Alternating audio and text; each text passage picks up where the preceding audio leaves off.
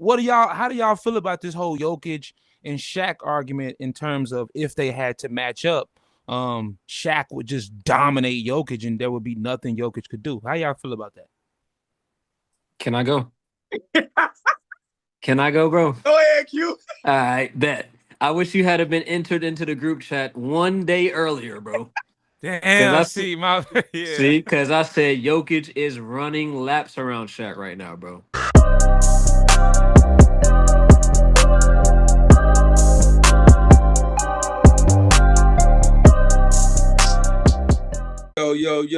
Yo. Back at it. Drop It Down's podcast, episode 10. What's poppin' YouTube? I know we took a little time off. We back at it. I hope y'all didn't think we was done. You know what I mean? I'm AJ, a little hoarse right now. Bear with me if you listen to this. I got my homies with me. Got Q, I got Quay. And we actually got, you know what I mean? We added somebody to the fold today. I got my dog, you know what I mean? I got my dog with me today. Big Colb. Hey, what's happening? I got my dog with me. She chose to pull up tonight, you feel me? So yeah, we're just gonna have some hoop talk, man. If you watching this podcast, if you ever watched us before, you know how we get it done, man. We just gonna talk hoop shit. And that's all it's gonna be, man. How y'all boys doing? Quentin, Quay, Colb, how y'all doing, man? Hey, man, it's your boy Q. Pissing me off is what the Sixers do. Still. You know what I'm saying? They thought we was done. They thought we was gone. We back, though. What's going on, y'all, though? What's up, Quay? What's good with y'all boys, man? We got the filter on. Only could. Nah, I didn't even mean to have this on. But yeah, man. Just got finished watching the women's college game, national championship. You already know. And I gotta say, my favorite team, of course, but my girl Dawn Staley, she might be the Calipari of women's college basketball, man. Because oh my God, them girls wasn't running no offense. They was just chucking up bad shots. She showed she might not be the greatest X and O's coach. You know what I'm saying? But shout out to Paige and them for getting a national championship before she finally go to the league. So that's what's up. Yo, shout out Gino, man. What's that like, number 8 or 9 for Gino? 12. God, he got 12 natties? 12. A big 12. Damn. The Colb, real big 12. 12 is crazy. Colb, how you doing, bro? Hey man, I'm chilling. I'm Okay. chilling. Can you hear me? Yeah, I can hear you. Yeah, I'm good. Just for the people who don't know, man, I'm Colb. I'm happy that these guys let me on their panel. I am also Stephen Curry's defense attorney. So if anybody got any questions, anybody got anything to say about my boy Steph, other than that, man, I'm sitting back chilling. I'm just coming to ask y'all a few questions about some hoop, man, and hopefully I can learn something for sure. Roll up two, nigga. Pull up two. We outside today. What we talking about, man? For sure. Yeah. Oh, well, yeah. It's been a few weeks, fellas. It's been a lot of hoop shit going on, and NBA, NBA, college basketball. If you're watching this, you saw that Duke folded last night to Houston in the Final Four. Florida beat Auburn, so now we got a natty tomorrow. Florida versus Houston. And real quick before we get to the real conversation we're gonna have, I just wanted to get y'all predictions about tomorrow. Now I got to get these predictions on record. You know what I mean? Like, who y'all got, man? Florida, Houston. I'm gonna go ahead and start it out and let y'all know I'm rocking with Walter Clayton Jr. I got Florida. Man, Mercy Miller, boy. You got No Limit Mercy. We outside. No Limit is in the house, bro. You know what I'm saying? Okay. Offense travels. All that travels. And defense travels, nigga. I'm predicting a low-scoring game, and if it's a low-scoring game and them boys in Houston muddy it up, it's going to get spooky out there, bro. So I got Houston. So what you got, like 50 to 45? I got 57-52. Okay. 57-52. So Houston's getting their first natty tomorrow. Okay. Absolutely. All right. Go. Who you got, Quay? Yeah, I'm rocking with Quinn. I'm probably going with Houston too. I think it's Kelvin Sampson's time, man. He's put the time in. He's been there a few times. I like Houston's team too. I think they got kind of all the answers for Florida. As far as Walter Clayton Jr. stopping him is concerned, with their athletic guards, their defensive culture. Yeah, I got Houston, man. I like their team. I like their culture, and I think that Kelvin Sampson needs that stamp. Okay. All right, Cole, who you got? Who you rocking with, bro? Man, I'm Florida, rocking with Houston. I'm rocking with Houston. I think Houston gonna pull out just because of the dog, bro. And I ain't big on like conspiracy theories, but I'm big on mentality. I'm big on the things that's not on paper. And I just feel like for some reason going into this game, Florida. I don't know this. I don't know anybody off the team, but I feel like for some reason they wanted Duke. I feel like everybody in the world wanted to see Duke in Florida, and I could be tripping, but I just feel like going into this game, bro, Florida ain't got their mind right. Houston is the wrong one to toy with. And I think the dog, how far they've come, they was not supposed to beat Duke. I think they can pull it off, bro. And I really think I think it's gonna be a bully game. I think they're gonna bully these boys into a W. That's how I feel. Tough. I heard it here first, man. We got 3 Houston picks. I'm going with Florida. Comment below who you think gonna win this game tomorrow and comment your score. We're gonna see. I think the game tomorrow at like 7:30, 8:30, but Google it. So yeah, we'll see. We'll see. I just wanted to get y'all predictions on record. My dog Colb, man, he got some questions for us, fellas. I wanted to really kick it to him. Yeah, man. So listen, start. My bad. Go ahead. My bad. Nah, that's it, bro. You got it. Oh no, I was just gonna say, man. We kind of spoke about it earlier, but specifically, bro, how did Duke give this game away, bro? At one point in time in this game, they led by 14. I think it was with 8 minutes left, close to 8 minutes. They led by 14. Mm-hmm. A stat that I seen earlier: John Shire actually is 79-0 when leading by 10 points at any point in the game. If he ever gets up on you by 10, my nigga, close casket. It's over with. 79-0. Now I just found it out. How does Duke give this game away? Houston shooting 9 of 29 in the first half. How does Duke give this game away, bro? Up 6, 1 minute left. I want to know. Wow. That's a crazy stat. I didn't know that. 79-0 up 10 is crazy. What? Damn. And it's up 10 at any point in the game. Yeah, that's it's crazy. It's not up 10 in the second half for minutes left. It's up 10. If he get up 10 on you first half, 5 minutes into the game, close casket. It's a wrap. Quint and Quay, did y'all watch the game? Because I'm gonna be honest, bro. I was coaching last night and I only got to watch the highlights. I was outside yesterday. My boy had a showcase in Statesville, so I didn't get to catch the game, but I had it on my phone. I was tapped in. But to answer Kobe's question, bro, it comes down to this, bro. Duke has never had dogs, ever. Like, they just don't have the dog mentality. I mean, Cooper Flagg is a dog. I will give him that. But as a team, that's never really been their identity. Like, they've had dogs, but as a team, like, Houston is a team full of pit bulls, bro. Yeah. Like, they're the underdog. People wouldn't really expect them to come out and do what they've been doing. So, like, you get late into the tournament, bro, it comes down to heart. It comes down to dogs. This is college basketball, bro. Emotional, all that stuff. So, I don't know, bro. They muddied up the game just enough to keep just to stay in it, bro. And if you can stay in it, I think, and especially in college basketball, bro, you can stick with anybody. And they just got the mentality to really beat anybody, bro. So that's how I feel about it. But what do y'all think? Y'all think Duke choked it more or Houston like pulled it out? I think it's a little bit of both. I think that both, like for Duke, I think that for both John Shire and the players on their team with today's culture of college basketball, you've seen a lot of their inexperience down the stretch. I think this was John Shire's first Final Four. So just being in that type of high pressure environment, specifically with the like getting the ball in bounce and stuff like that, just simple stuff like that.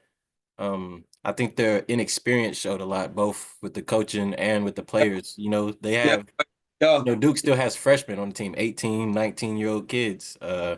I think the 7-2 guy, Kaman Malak, or however you say his last name, I think he only the game with I don't think he got a rebound. He had like 0 rebounds in like 20-something minutes. He was like negative 20 plus minus. Not too much on my guy though. Relax. Hold on, who you talking about? Who you talking about? The big man, Kaman, 7-2 from Kaman, South Sudan. Yeah, yeah. Kaman, Him Malawatch. rebounds is crazy, bro. Yeah, yeah. He had 0 Not, rebounds. not too much on my guy. Y'all trying to drop his draft stock right now, right? Like, just relax, just a little bit, just a little bit, Bro, y'all don't even need him in Philly, bro. bro. But Yes, we do, bro. Relax, bro. Oh, he gonna be our backup 5? He about to be up starting 5, nigga. It's over. What the oh fuck? God, That shit is a wrap. That Joel shit over That with. shit cooked. Nah, but I just feel like John was trying to. The lights got bright, bro, and I think John Shire might have had too much faith in his boys. You know what I'm saying?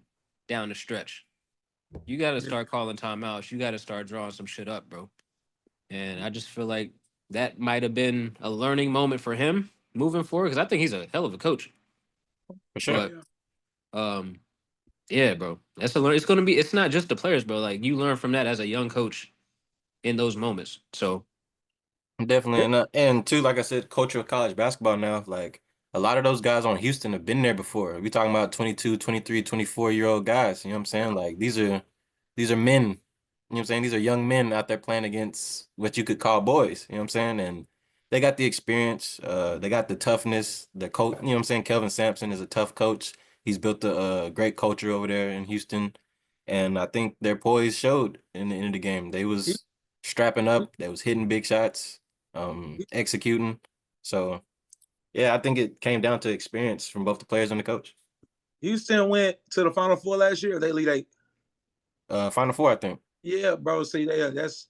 I think. Yeah, you right, Quay. I think it's just the experience, bro. Like, Duke got Cooper Flagg. Con Knipple is a what? He a freshman or a sophomore? Yeah, freshman. You got Con Knipple, he a freshman. The big man is a freshman. Tyrese Proctor is an underclassman, I think. He's a junior. He's a junior. So I mean, and then what class is the big dude? His name's Sion.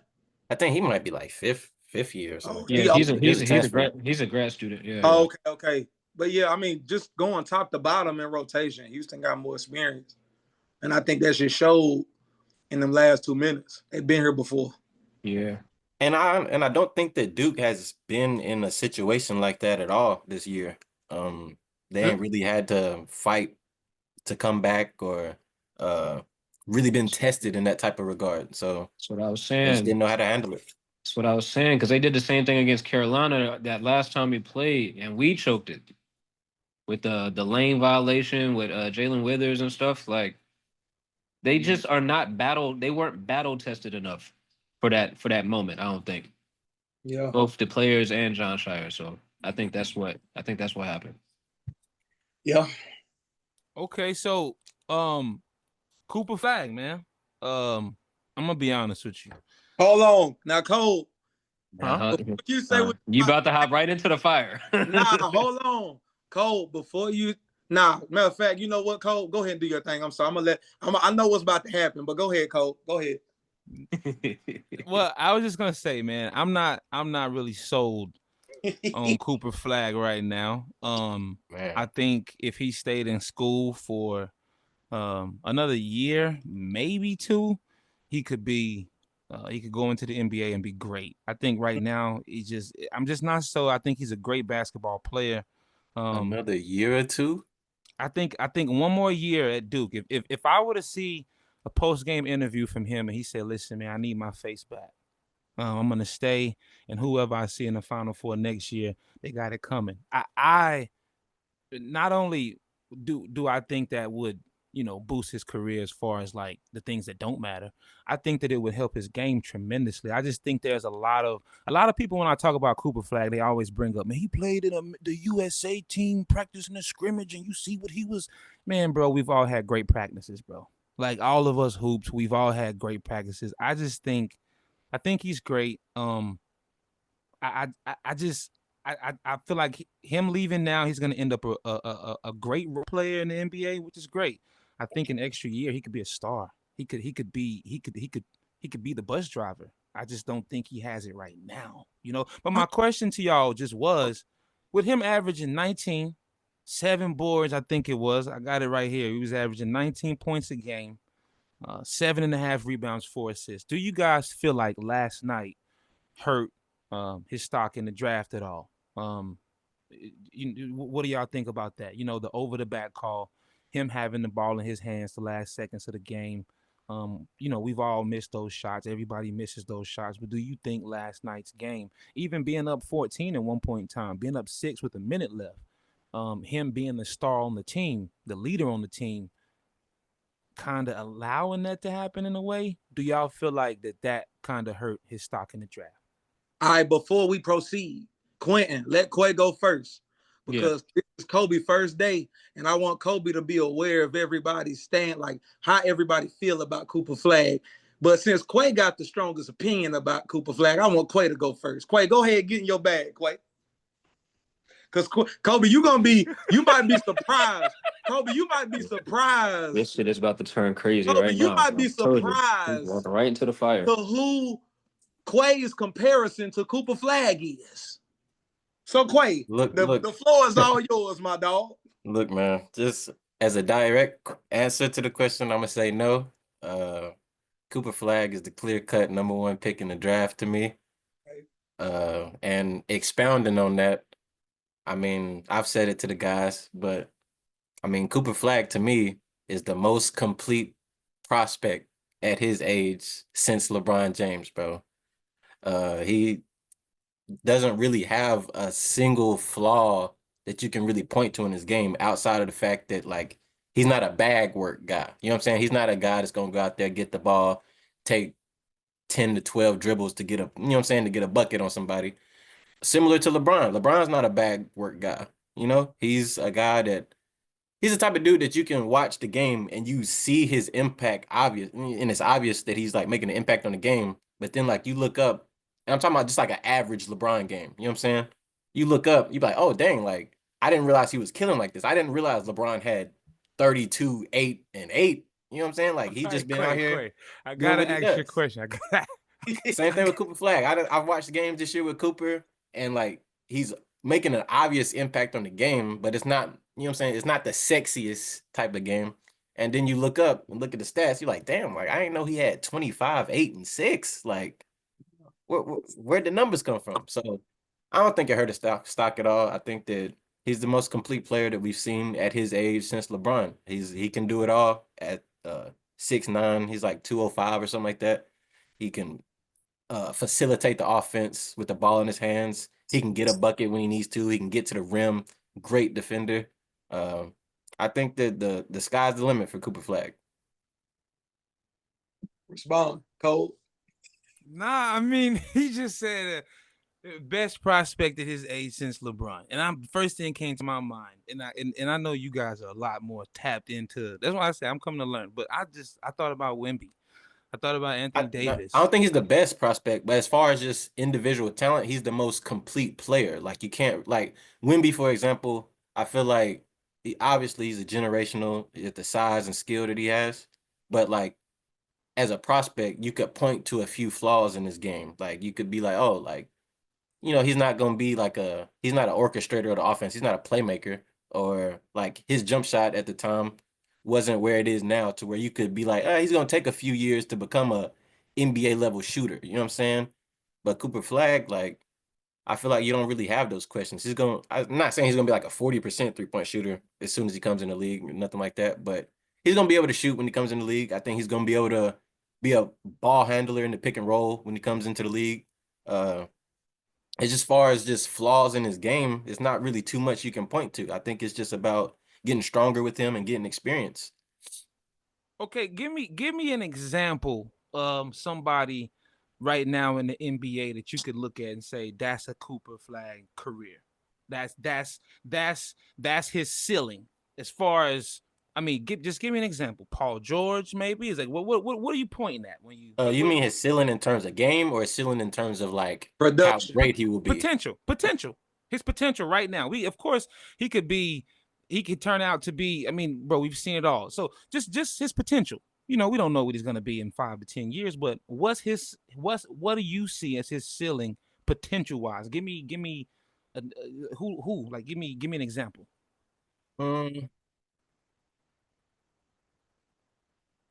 It's tough because, like, as far as a game comparison, I like to use LeBron, but I don't think he'll be as great as LeBron. You know what I mean? I don't think he'll be what I'm saying, be in arguments with Michael Jordan, LeBron, Kobe. I don't think he'll be like that.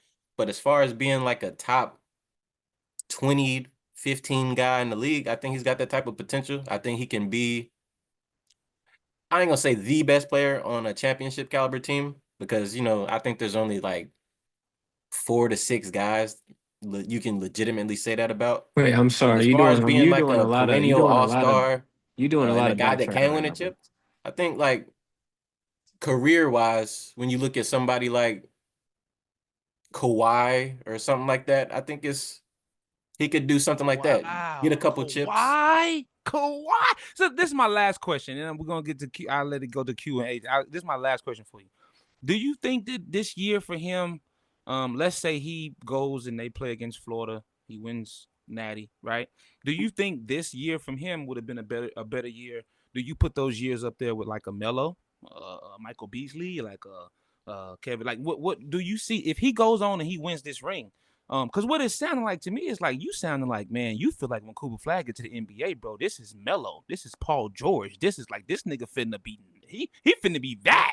I'm watching. I'm like, oh no, maybe I need to look a little closer. Like, give me. Do you think that? Do you think that this year from him is like a Melo at Syracuse year, or are you just a Duke fan? What you think? I think so. I think that Damn. for me, if he had finished off and won the Natty, I think the top 3 freshmen of all time is in terms of their freshman seasons and their impact on college basketball. I think the rankings for me would have went Anthony Davis, Cooper Flagg, Carmelo Anthony. You got Jesus. You got hold on. You got AD freshman year over Melo. Just because of how impactful he was defensively, and I think he was National Player of the Year and National Defensive Player of the Year, and they won the chip that year. I have to fact check. Maybe I'm not sure, but I only reason I asked you, I'm not mad at the top 3, but only reason I interjected and said that was just because of who AD was playing with versus who Melo was. Yeah, and that's why he wasn't able. Yeah, production wise, because I think in college his freshman year, AD might have only averaged like 13, 14 points like a game, something like that. Like 14, 15 a game. Yes, but considering the team that he was on, the talent that they had, man, they was loaded, bro. That Marquise T, AD, Deron Gilchrist Jones. Yeah, they was crazy. Darius Miller, Terrence Jones. Yeah, that team was crazy. but he was the best defensive prospect that we probably have ever seen at that age. I think he won National Player of the Year and Defensive Player of the Year. So just being that type of two-way guy, I'll give it to Anthony Davis as far as number 1 impact as a freshman and getting the chip. But if Cooper Flagg had won the chip, he would have been right there with those guys. National Player of the Year as a freshman. He's not Defensive Player of the Year, I don't think, but he's like regarded as one of the best defenders in college basketball.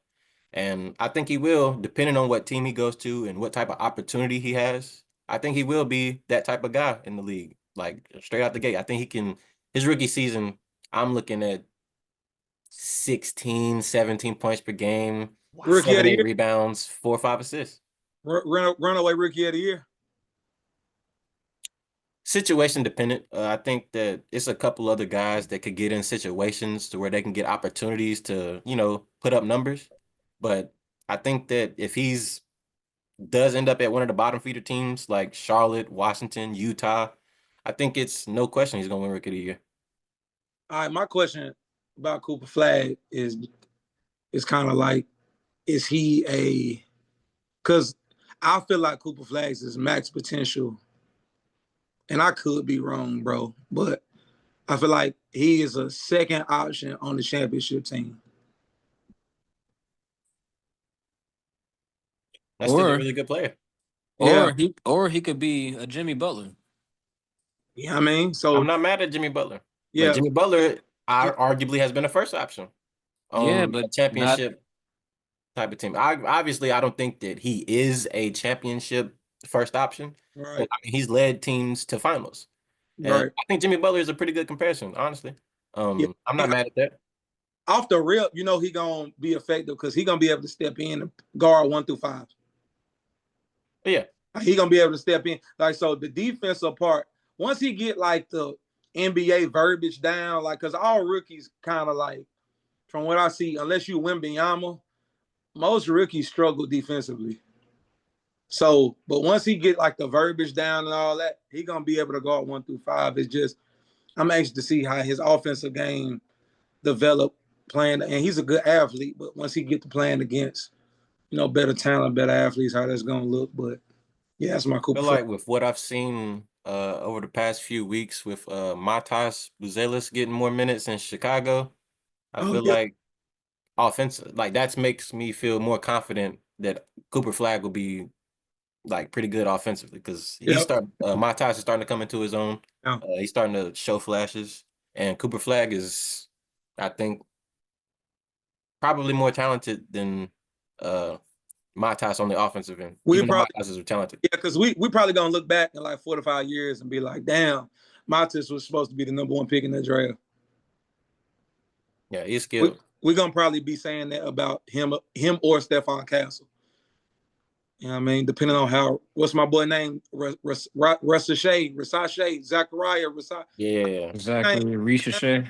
Yeah, I don't know how he gonna develop, but Alex He Saw.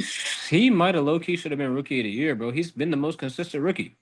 Oh, for real? Yeah, he's been consistent. He It been just better ain't than been Castle. loud. he's not. He ain't been loud. He just been consistent, bro. He had like a 30 ball like the other night. Oh, for real? So Yeah, he's I feel like So he's with been. Steph Castle, it's been more of like up and down to where you see him Yeah, having flashes with the 30-point games and stuff like that. But then like you also see a lot of flashes of Stephon Castle where you be like, he looks more of uh, work in progress, a project type of player. You can see that he's got work to do. But I don't know. well, he a future All-Star. Stephon Castle got All-Star game in his future. He gonna make one, Quay. Like you tripping. He gonna get one, bro. All right. We're Not gonna not on that team, bro. Yeah, maybe not. I mean, unless the Spurs, when Wemby, like if all them dudes stay together through Wembyana's prime and they go on like a run where they may be like top 2, top 3 in the West and they get like 3 All-Stars. He might get the Atlanta Hawks All-Star That's nod. what I'm saying. That's He what I'm might saying. get one of those. I'll give you one of those. Um, but yeah, Colb, you what else you have for us, bro? I ain't get Q answer. Oh yeah. Oh yeah.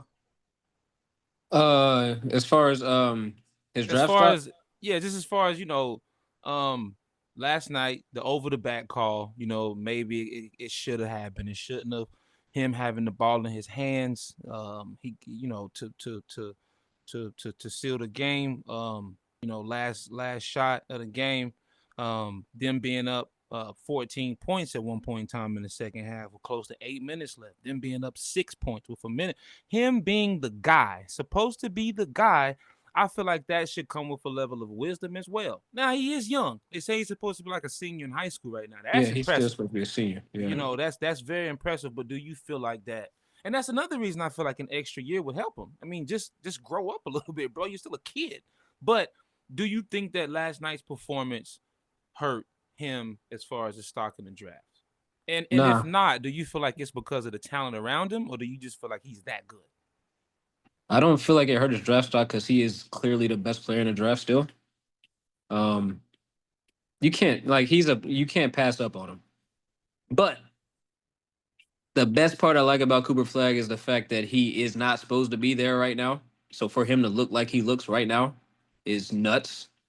You know what I'm saying? But I was the one that brought up the Andre Kirilenko impression or a comparison. Everybody was like, "Oh, you talking crazy?" Like, nah, like Yeah, Cooper Clay Flagg thought we had was tripping. Clay thought we was tripping for the no, like Kirilenko. I feel like, and for me, I think Andre Kirilenko is his floor. I feel like he can step Feel right me? in and Yeah, get like 5x5s. I don't yeah. feel like that's like a knock on his game. He's not a person that I would want in the NBA making all my decisions. He can be like 07 Andre Kirilenko alongside Darren Williams and Carlos Boozer and them. Yeah. Put up 5x5s, like, because I think he and Victor are the only ones with the potential to have those type of stat lines. Yeah. First and foremost. So I guess now that I've thought about it, I think his floor is Andre Kirilenko. I think that's who he can step right into the league and be right away. But I think his ceiling is Jimmy Butler. Same type of shit. He could be the number one option, but is he gonna win you a championship? I don't know. He might can get you there, but it's gonna be tough. But I like Cooper Flagg. I Yeah. just don't like him. Like he's a generational glue guy, if that makes sense. You know what I'm saying? Like Yeah. you don't really see a lot of generational glue guys, dudes that can just come in and do every single thing on the floor. Swiss Army knives. You don't get a lot of those. And I Yeah. feel like he's that. I don't feel like he's like a LeBron James or a KD or a Melo. Somebody can come in and like turn your franchise on its head right away. But he's Let him, still clearly the best let player him in the get to draft Charlotte and just see what because of happens. his. You already What, got Melo, bro. Like what it's you say, not. Quay? It's So not let him gonna. get to Charlotte and see if he turned it upside down or not. That's a Bro, playoff team immediately.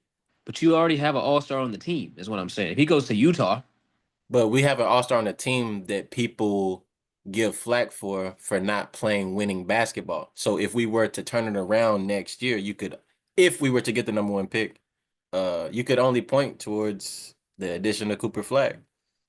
yeah, because Cooper Flag does all the winning shit that the Charlotte Hornets don't have. Yeah.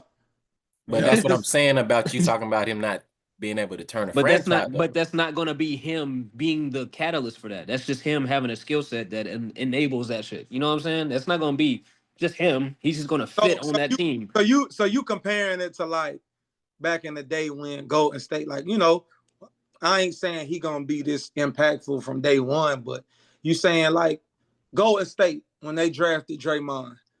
Now it Yeah, took Draymond a year or two, but Draymond brought something to Golden State that they didn't have before Draymond got there. somebody that can go in there Yeah. and do everything, bro. Yeah. A Swiss Army knife. I think he is just a generational glue guy, bro.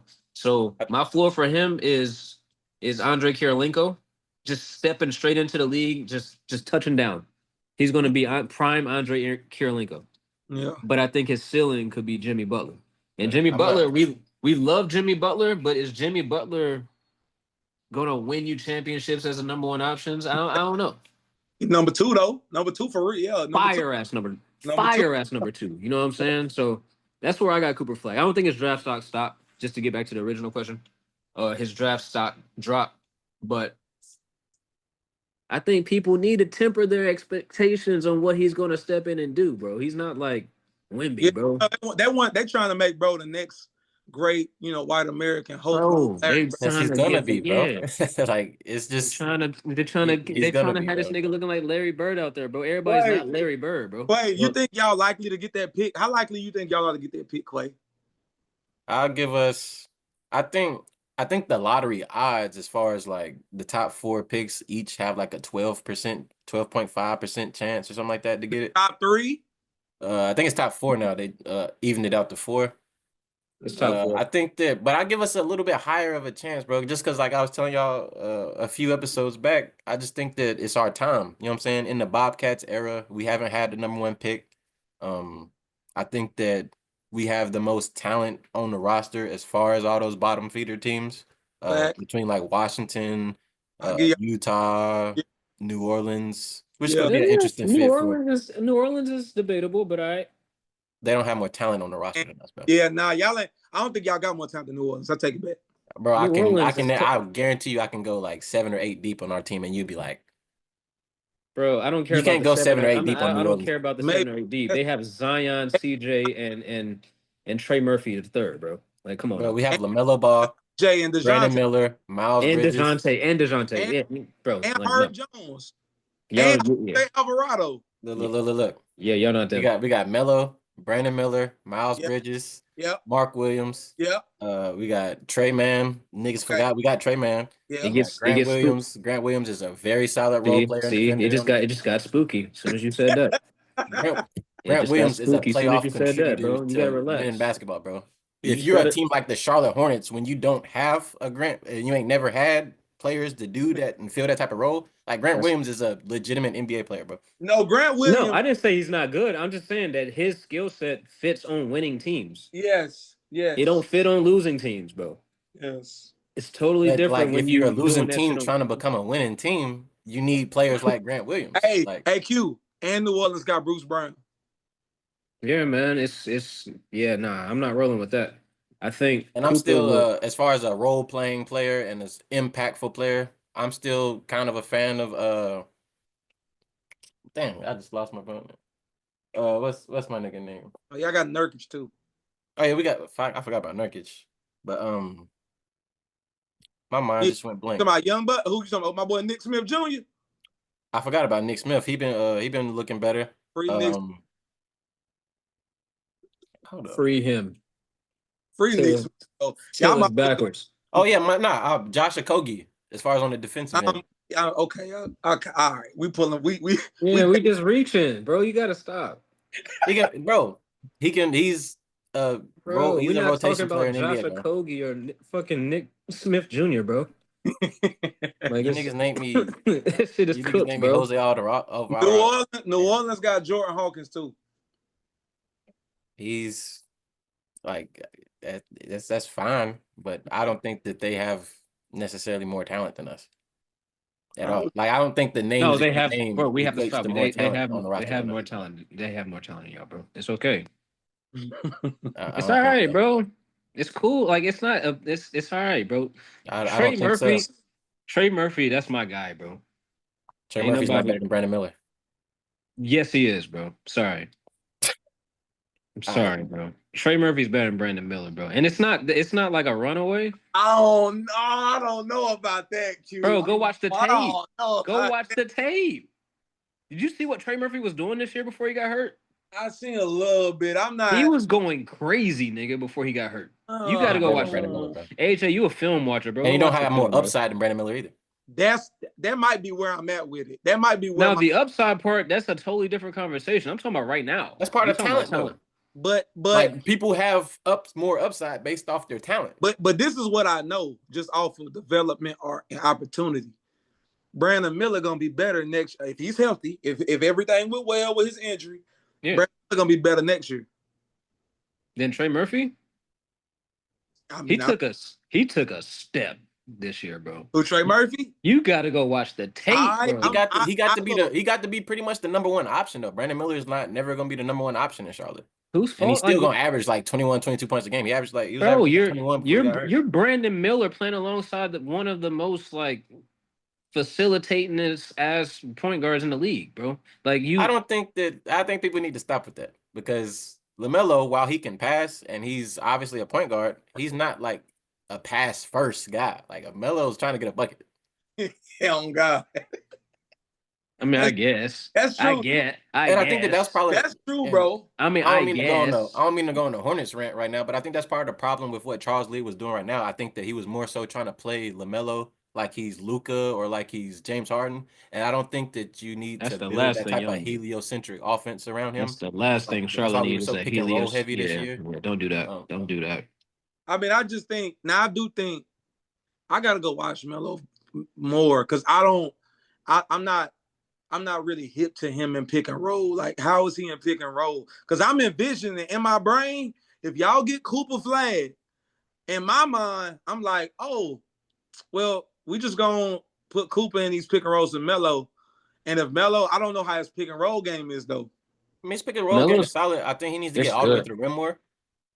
I think the problem this year was our frequency in running the pick and roll. Like we didn't do anything but run pick and roll this year. Oh, okay. I think we're like number one in pick and roll frequency. Cause I'm thinking Cooper Flagg is like, bro, Cooper Flagg in like short roll situations. Elite. Bruh. That's what I was just about to say. You put Melo and Cooper Flagg in a pick and short roll situation, bro, it could get spooky, bro. That's what I'm saying. It could get spooky. Yeah, bro. But yeah, man, Colb, what else you got? Because I know you got some I wanted to get some of them other questions you was talking about. You Oh feel? nah, yeah, for sure. But I wanted to ask y'all's opinion on this, man. I think this is a pretty clear cut. Everybody's opinion is kind of the same, and for some reason, bro, and I don't mean to be a contrarian, bro, but it just ends up my opinions just always end up on the other side most times. There's this whole Shaq and Jokic debate. And I think Shaq's best year in the NBA, he averaged 29 points, close to 30. 12. I got it right here. So Shaq's best year in the league, he averaged 29.7 points a game, 13 rebounds a game. Jokic is having a career year. This year, he's averaging 29.8 points a game, 12.8 rebounds a game, and 10 assists a game. Now, from what I'm hearing from everybody is that Shaq is just so much better than Jokic. And it was, according to Shaq, it would have been sesame or Quantum Molly chicken or some kind of crazy shit. But as I'm looking at these numbers, bro, I mean, Shaq averaged 29.7, 13 rebounds. Jokic is averaging 29.8. 12 point. Like when I'm looking at the numbers, and they do the whole numbers don't lie. I believe numbers lie, because impact ain't on the paper after the game. But how do y'all feel about this whole Jokic and Shaq argument in terms of if they had to match up, Shaq would just dominate Jokic and there would be nothing Jokic could do. How y'all feel about that? Can I go? Can I go, bro? Go ahead, Q. All right, bet. I wish you had been entered into the group chat one day earlier, bro. Damn, see, my yeah. See, because I said Jokic is running laps around Shaq right now, bro. And Shaq, we grew up on Shaq, bro. Shaq, of course, is the most dominant player ever, bro. But shit gets spooky when Shaq got to guard niggas. They got to step out. I watched Shaq versus Brad Miller. Brad Miller used to kill Shaq. And we talking about Brad Miller, bro. We talking about Bradley Miller, bro. Purdue Brad Miller, bro. Shaq don't want to get out that paint, bro. Jokic would have sauced Shaq the fuck up out there, bro. Honestly, bro. But Shaq would have killed Jokic too. I'm not taking that away, but Jokic just impacts the game in so many different ways, bro. Like at some point we gotta like say that it's nostalgia, bro. Like Shaq, yes. But he was a liability late game. Right. He couldn't be on the floor or you want to foul. He shot like 40% from the line. Jokic is shooting like 80, high 80s from the line. Yeah. He's a 40% 3-point shooter, bro. He's shooting over 50% from the field. He's going to dime off about 11 or 12 a game. He rebounds. He hits the offensive glass. Like Shaq, honestly, bro, Jokic is running laps around him. I wish you were here like literally yesterday. I think it was yesterday or the day before, bro. We was talking about that. Okay, all right. I was like, he's running laps around Shaq. Yeah, I agree. I've been saying, me and Tyson actually been debating about it for the past couple of weeks. And I'm just saying, like, people got to just start giving it up, bro. Jokic is the best big man of all time. And he is. It needs to be acknowledged. He is. Like, I don't think that it's particularly close anymore. I think that the only person that has an argument is Kareem, and that's just off of achievements.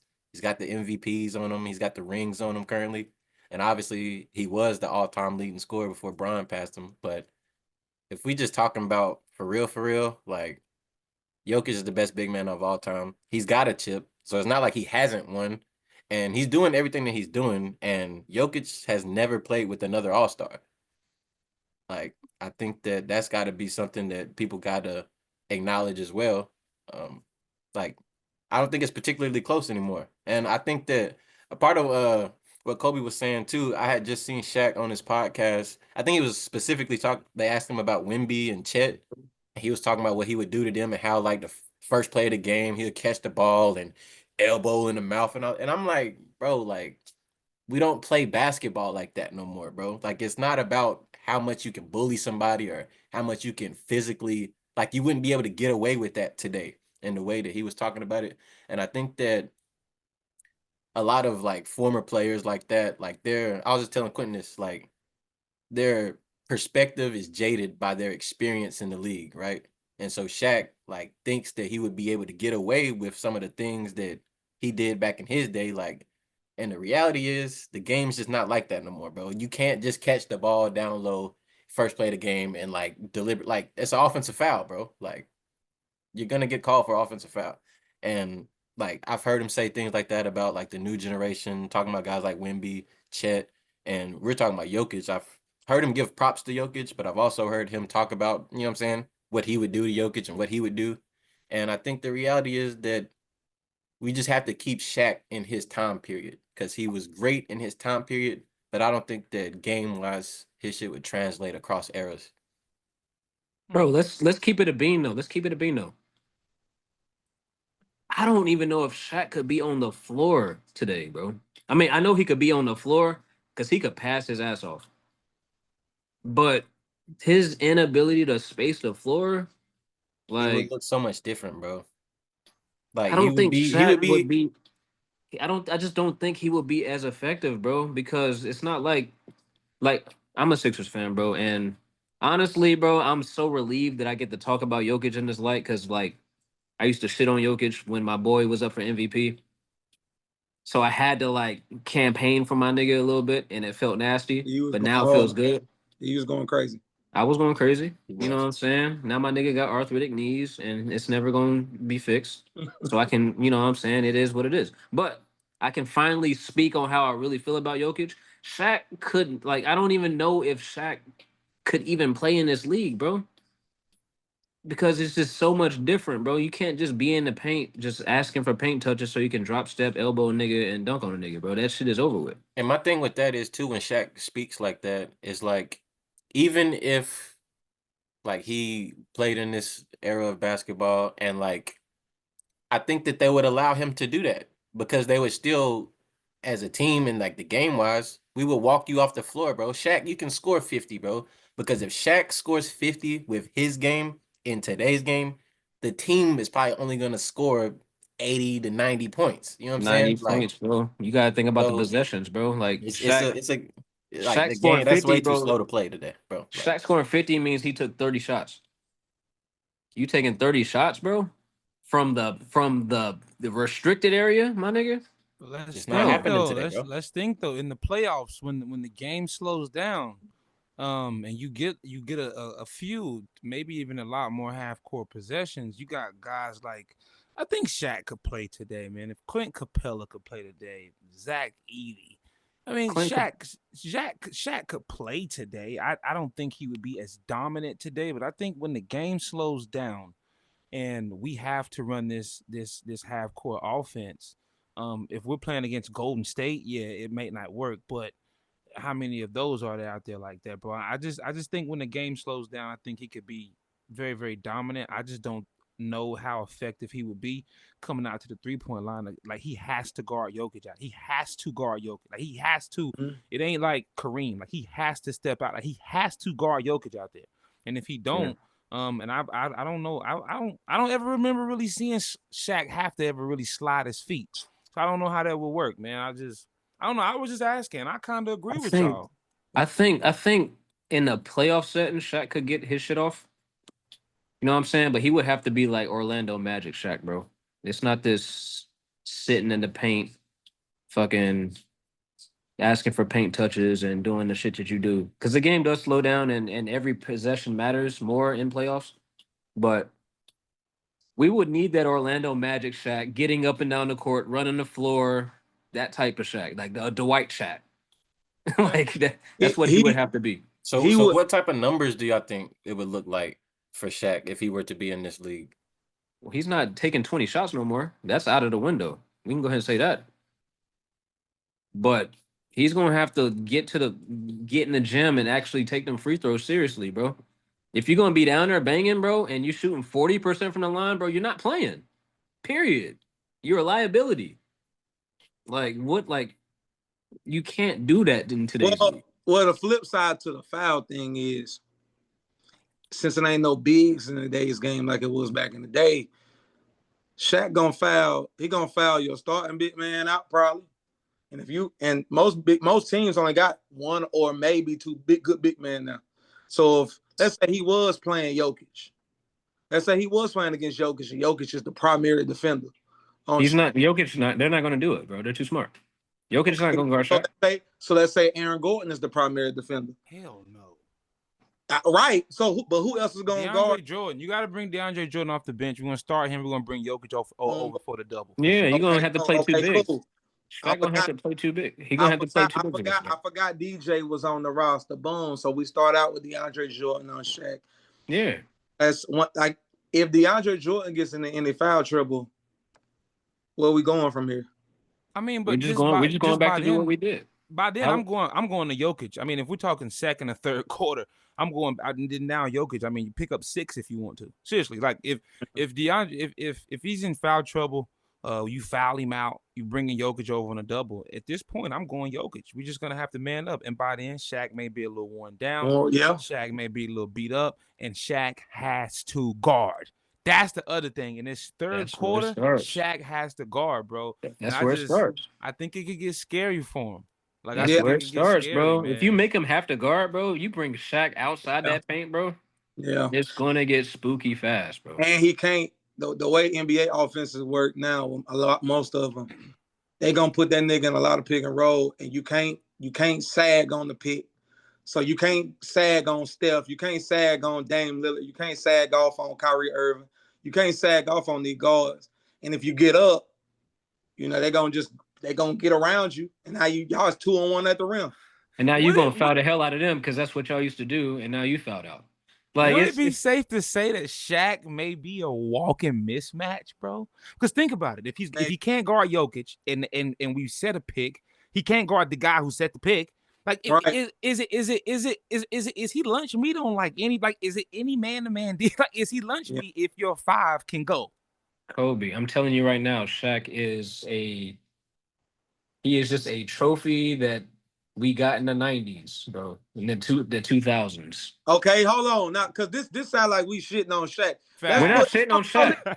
We're not shitting on dominant. Hold on. Just listen to me. Listen, what if we drop Jokic back then? What Jokic gonna look like in 99, 2000? 40, 20, and 20. Are you kidding me? Yeah, he would be the first of his time, bro. Jokic would have looked like Wilt Chamberlain in 90s, bro. Listen what I'm saying. If you put Jokic in 2000, the personnel gonna be different. No, I think he would have been. I never got to really see him play, but I think he would have been everything that what I've heard about what Sabonis was supposed to be. I think he would have been that. He would have been better than Sabonis. I was thinking Dirk. I don't know why, but I was just like, Dirk offense. Yeah. He had some of that too. But and it's not like the thing about it is, it's not like you can like use the argument that you use for like Wemby or somebody like that, to where it's like, okay, back in the day, guys were way more physical, guys were bigger, stronger. So, like, yeah, dudes might push Wemby or somebody like that around, and he might not be able to get his game off like he can today. Yeah. But Jokic, you can't say that about. Jokic is still a big dude. You know what I'm saying? Like, let me just pose this. The reason I said, since we put Shaq in this era, I wanted to put Jokic in that era, is because back in the day, the NBA, like most teams had a real 4 and a real 5, like by traditional standards. So I think Jokic would probably be a 4. Jokic would have played the 4. Probably. So I'm saying Jokic, let's say Denver playing against the Spurs. So now it's Tim Duncan guarding them. And then he got David Robinson behind him. Tim Duncan don't want to come out there and guard either, though. Who you giving Jokic? Tim Duncan don't want to step out there and guard on the perimeter either, though. Who? Tim Duncan. You say he won't? He didn't. He wouldn't have wanted to, bro. Wasn't he? He wouldn't have wanted to. Yeah, I think it would have been similar to a Dirk type of situation. When Dirk came into the league. Jokic. KG would have got out there and slid. Now he would have slid them puppies. KG is sliding them puppies. Yeah. KG would have got out there. Facts. KG would have got out there. Yeah, for sure. Yeah. And would have gave it. And would have gave it back to Jokic could have took KG in a low post. Though. Hold on, Rasheed Wallace. That's a fact. No. What he just said, we can't skip over what he just said though. That's a fact. If I'm Jokic and KG, but we taking fam in doghouse. We putting bro ass on the block. Yeah, I mean, yeah. It would have been both ways with KG, but it wouldn't have been that way with a lot of other players, bro. I would have wanted to see Jokic play against Ben and Rasheed. Ooh wee. Ben Wallace and Rasheed Wallace. Ben, And both of them could slide the puppies. that's what I'm saying. That fam. would have been a tougher matchup because you got to see both of them. They probably would have handed you off between the I'm two saying, of them. oh, But It that's would have what been. I'm saying, It would have got though. spooky. We speaking like big guys now don't slide the puppies. The big dudes now, that's what they do. You know, and They got Jokic to is today. taking niggas out. it just ain't as many bigs now, though. It's not as many elite bigs no more. We just have more athletic bigs. Yeah. You But got like a whole bunch of Jackson Hayes and a whole bunch of Clint Capellas running around. but and I think the hell and a whole bunch of yeah. kind of rangy, slim, rangy athletic bigs versus back in the day. Yeah. It was different. I think it's more. It's less about sliding the puppies with these bigs these days, and just more about them just being able to cover more ground. Because a lot of them can move. Yeah, like Al Horford. Yeah, they can move around, but they're not sitting in the chair. See, You know bro, what I'm when you saying? say names like Al Horford, it's like respect. Like I Al respect the Horford guy, is great. but we're talking about Shaq right now. Nah, no, I'm saying no. I'm not. I wouldn't talk about Al Horford for Shaq. I'm saying in terms of like the modern big man and what they got to do. Okay, like I mean, Yeah. because I respect Al Horford can spread the floor. Yeah. He gives a hell of an effort. He's an effort guy. Defense. He's a championship guy. He's a double All agent. Yeah. all respect to the guy, man. You know, defensively he does his thing, but I'm just thinking in terms of Shaq, man. It ain't too many big men today. I think that Joel Embiid argument is a pretty decent one. But the only other one is, and I'm gonna be honest, and I'm gonna slide off of this. I got some more questions, but I don't think this is like a hot take, bro. But if I had to take somebody for like a real mismatch, like somebody who could really run the floor, somebody who, as far as effort wise, would try to bang with Shaq, and Shaq cannot guard this guy one on one.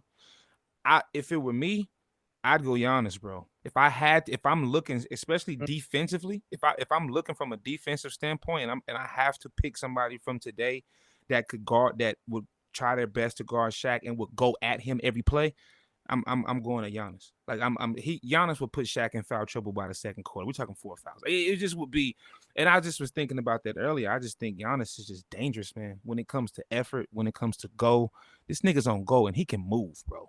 Like that boy can move. You know what I mean? I wasn't expecting you to say Giannis. I was expecting you to say Bam. Because I Bam? think Bam would have versus small, Shaq. man. You talking about Bam? Oh yeah, he's trolling. Okay, bet. Okay. No. Have y'all seen Bam like since like they quit? Like the Heat quit? Man, y'all playing with Shaq, man. Why else we mentioning Bam with Shaq? Yeah, bro. He Yeah, because small, I don't bro. know if he's being serious now. This No. is Diesel, bro. No. I'm talking about a nigga that has guard skills. Like Shaq has to guard him. Like He got to guard Shaq too, though. As well. But that's but what I'm Bam saying. is not like he's not Giannis, but he's not a slouch down there. He's like a depoy candidate. Like what? And Miami only got one big man. They give Bam ass somebody else. It's lunch meat. Bro, y'all sitting on Bam right now? I fuck with Bam, but we As a gotta collective? we gotta Shaq, think though, about man. this in orders of magnitude. We talk about Shaquille O'Neal. Wait, y'all saying he can't guard Shaq? Nobody can guard Shaq. We already don't realize that. Nobody can guard Shaq. The only nigga who could guard Shaq like one-on-one with no help was Ben Wallace. David Robinson. What year was this? Oh, 95? This wasn't Lakers Shaq. No, not Lakers Shaq yet. I'm Okay, talking about early, like young David. Hakeem gave him the blues too. I was talking about Lakers Shaq. Okay, now Yeah. Now, is that prom Shaq? had flaws. Okay. I mean, Shaq. every Shaq had flaws, but you know. Yeah, for sure. Yeah, I mean, I guess, but all right. Damn, we shouldn't I know would've Bam. loved to All right. I would've loved to see. I didn't know. I would have loved to see Joel and Shaq match up though. That would have been fun. Joel can slide the puppies when he wants to. Not no Hold on. more. Hold on, real quick, Q. What you said, Quay? I said that would have been a good matchup. I think. Yeah, I would see But that. I don't think that Shaq could have been able to handle Joel just because that stepping out to the perimeter game again. You know what I'm saying? Joel has too vast of a bag for Shaq, bro. Like That's what I'm saying. I think Shaq would have been confused guarding Joel. I think that's what I was gonna say about Jokic too. When Joel, you asked him, big guard. That nigga is a 7'1" guard. Joel is Joel hit that Hakeem nigga with that hezzy, bro. Bro, he hit him with that head. Bro, Joel That is nigga with that hezzy. like T-Mac. Bro, With he a has a head hang full pull of like T-Mac, T-Mac, bro. bro, for sure, bro. Hang pull from the mid-range is money. I've never seen him miss it. Bro, I'm sorry, Quentin. I'm sorry, bro. I'm That sorry. shit, bro. I've already done my crime, bro. It's over with. I've washed my hands of it. You know what I'm saying? God got me on the other side, bro. We good. Hey, I think on We that same straight. tip though, just to finish the Jokic conversation, when you asked about dropping him in Shaq's era, I think it's the similar thing that we were just saying with Joel is that like Jokic in that era would have been a walking mismatch too. You know what I'm saying? Because like if he's got like a true big man guarding him, he can step out, he can score Yeah. at all three levels. They couldn't have been able to guard him out there. And if he didn't have one on him, like he's still extremely skilled low post player too. That's So like he would have been able to do whatever he wanted to in that era. Bro, we talking too much about the game, bro. Jokic basketball IQ is way too high for that era, bro. yeah. Period. Yeah, It's I it's not agree. many it's not many niggas walking around with that brain Yeah. in fucking '02, bro. '01. That I ain't gonna lie, and we can wrap it up after this, but I don't know if y'all seen Marcus Morris on First Take. Well, I talked to Quentin and Quay about it in the group chat, but he was wilding. He was saying Jokic wasn't top 20 yet. He was saying that Jokic, he thought Joel was more skilled than Jokic. And I mean, if you stand on that side of the argument, I understand what you're trying to say, but Jokic is a way better passer. He might Way be better. more skilled in like a ones type of I situation. think Yo, bro, From a but listen, if I we think He a Joel better is one-on-one player, but he's not a better. question on AJ. If you take away passing, and which you can't do, that's a super hypothetical. But if we take away how dangerous Jokic is, just finding open. If we just give you the ball and say, Go get score. in your bag and go score. Is Joel not more dangerous? Like, bro, I'm talking like, bro, For I'm me, talking. it would be Joel. For It's me, it Joel. would be Joel. It's Joel, bro. Yeah. Okay. It's He's the Joel. best. No, Joel's the more versatile and skilled scorer. Like if we just talking about scoring, Joel got everything. Joel got everything. Who? And I don't know this. This ain't a hypothetical. I mean, this ain't no rhetorical question. Who's better defensively? I don't know. Joel. Joel. He's always top 5 in DPOY every time he's healthy, bro. Every year. Yeah, for sure. Wow. He's always Okay. top 5 in DPOY. And he can So, move the puppies on perimeter when he's healthy. Is it crazy for me to say Jokic is doing this shining because boy hurt? No. Actually, yes. Yes. Okay. All right. Yeah. It's crazy because Jokic has been Jokic forever. He won 2 MVPs over Joel. Yeah. But Okay. this is what I do. This is the argument I like to pull up. Joel versus Jokic. Joel always wins that matchup. He do. It's like he'd be ready for that. Joel be ready for that matchup. And kills. I think the last game they played against each other, Joel had like 40 and 20, and they won. Like Joel I'm pretty sure he has a winning record against Jokic, and he always kills. Yeah, that's true. So everybody be like, he's ducking the smoke. I'm like, he just had 40 and 20 on him. He has a bad knee, bro. Like, bro, he just can't stay healthy. And if he is healthy during the regular, bro, 82 games a long season, bro. Joel body too bad. Like he might get through a regular season, but by the time April, May, and June come, bro, I done spent it all. I done spent everything. But yeah, Cole. I mean, yeah. What else you got, bro? All right. So no, I'm gonna just stay right here. So we talking about y'all was talking about skilled big men and big men with the bag. I want to ask y'all a question about today's basketball, with all of you guys being participants and partakers in the game of basketball. I want to ask y'all a question. Do you guys feel like that some of the coaches nowadays are ruining players? Now, of course, the easy answer is yes, but let me give some context. So, growing up, I'm from Troutman, North Carolina. For people YouTube watching that don't know, Troutman is a very, very, very small town. And so, if you're 6'2" or you're 6'3", you're tall.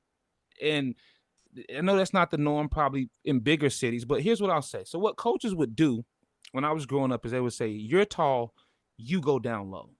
And they would disregard the fact that maybe I wanted to go to college one day, and when I got to college at 6'2" or 6'3", I was going to be the shortest guy on my team.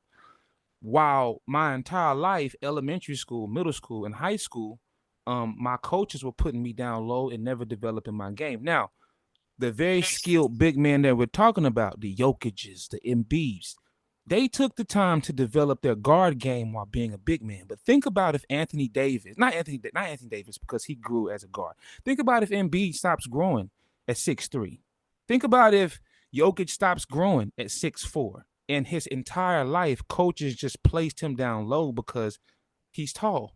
Do you guys feel like a lot of the reasons that here in Iredell County, where we're from, we haven't seen guys that have had the potential to go, we haven't seen those guys go, somewhat due to the players, but maybe potentially due to the coaches, because I've seen it myself. I played for a coach that said, hey, you're a big man. If you shoot threes, you're coming to sit beside me. His name was Gary Sherrill. I'm Shout not out, lying. He was a shout out coach to Oh, at Sherry. South. oh Coach Sherrill God. at South Iredell Rest in peace. said, listen, rest in peace. He said, listen, if you shoot from behind this line, your behind will be on the pine. Oh, he's still Facts. alive. You talking about Black Cheryl, Black Black Gary? Sherrill. Oh, he's still alive. I White thought you were talking Sherrill about did white. pass away. I played for him too. Rest in peace. But Black Sherrill, yes, Mr. Sherrill, Gary Sherrill. Listen, he didn't play that. And so I grew up in an era where today's era is the spread the floor big man. I grew up in an era where, you know, if you big, you stay down low and you never really get a chance to develop your game. So my question, all in all, I know that was long-winded, but I want to ask y'all, do y'all feel like that's a part of the reason that today we don't really see players pop from here? We see players pop from Charlotte. We see players pop from all areas, Winston and Raleigh, and we see, but where we're from, we ain't really never had that. And do you think it's because of the way these coaches play basketball? You know, let me keep my job as opposed to develop players and get some players out of here. What y'all think?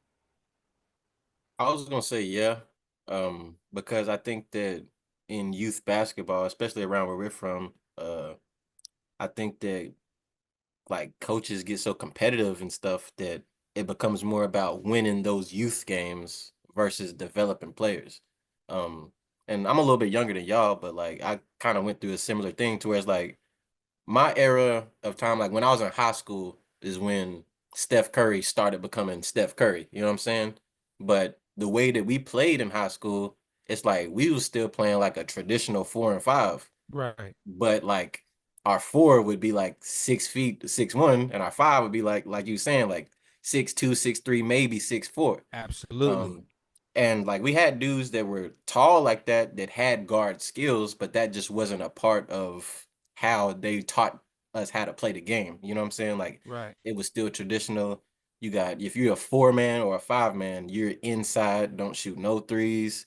And I think that has to do with the culture of youth sports, not only just around here, but kind of in America too, to where like I think that's why you see a lot of the international guys come in with a lot more skill level than what some of the guys here come for, because Yeah. like they don't really got that separation between positions, you I know? never thought about that. I Yeah. never thought about maybe European basketball. Maybe that's like an American basketball thing, and maybe that's why they say like these players from overseas are so much more skilled. Is because I ain't mean to cut you off, but I never thought about that. Yeah, no, it's like when you talk about like youth basketball here and AAU culture and stuff, like it's about winning. Like they don't really care about necessarily developing the individual player's skill level and stuff. It's about winning tournaments and stuff. You know what I'm saying? Like if you win tournaments, you get seen more here. That's kind of how it works. And you get to go to like higher levels and national levels and stuff like that. And if you win, you got more eyes on you. And I think that kind of hurts the game. That's why you see a lot of guys like, I feel like that's why you have like guys like CJ McCollum, Dame Lillard, Ja Morant that end up at these small schools and then turn up, because it's like they're never really seen to that point. You know what I mean? Like guys aren't really looking at them because maybe they're not on the biggest teams playing on the biggest stages, or maybe they don't play with a bunch of other guys that are going high level D1. And so coaches just never really see these guys, you know what I mean? Even though they obviously have the talent to make it to the NBA or make it to high level D1. It's just about winning. And so if you're not on one of those teams that's like a big name AAU team or something like that, then you kind of just get left out the way. I feel it. I feel it. Yeah. Makes sense. That's an interesting point too, because I'm in a weird conundrum. Because I grew up a point guard, right? And by the time I got to high school, I was like 5'8". So I was still a guard, but senior year I got moved out to the 2, which was probably best for me because I was sparking that bitch. But like I was just thinking, because when I went to college, I moved into college at 5'8". I grew to 6'1" in like 6 months. 6'1" was crazy. 6'1" is how tall Tracy was playing like the 4 in high school. You know what I'm saying? So I'm just thinking like, yo, if I was like 6'1" in high school, would I have like still got to play guard, or like am I like playing a 4? You know what I'm saying? Like, am I come off the bench playing a 4? So like, yeah, like it's just weird. They kind of ruin kids. And also another example is Josh Gaither at Statesville. Yeah. Yeah. He Yeah. played center in high school, Yeah, he did. and he was like 6'2".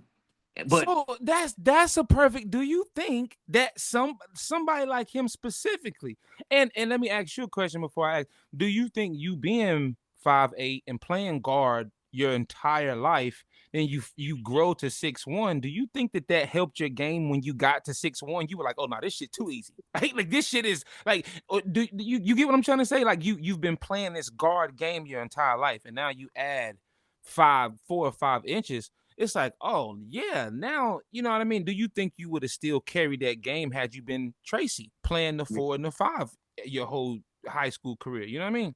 this was the frustration with my teammates, namely AJ. Like back when I was 5'8", because when I was 5'8", I was still punching shit. Like I was dunking and all that shit. I could jump, had long arms. I was 5'8", but I was really like 6'4", because I got stupid long arms. That's a fact. So whenever I came home 6'1", and we would go to open gym, and I was just like on the break flushing shit easy, because I had been at ECU already playing with D1 athletes. Me and Dominique Davis, quarterback at ECU, we was running, and like they were picking me at the gym. You know what I'm saying?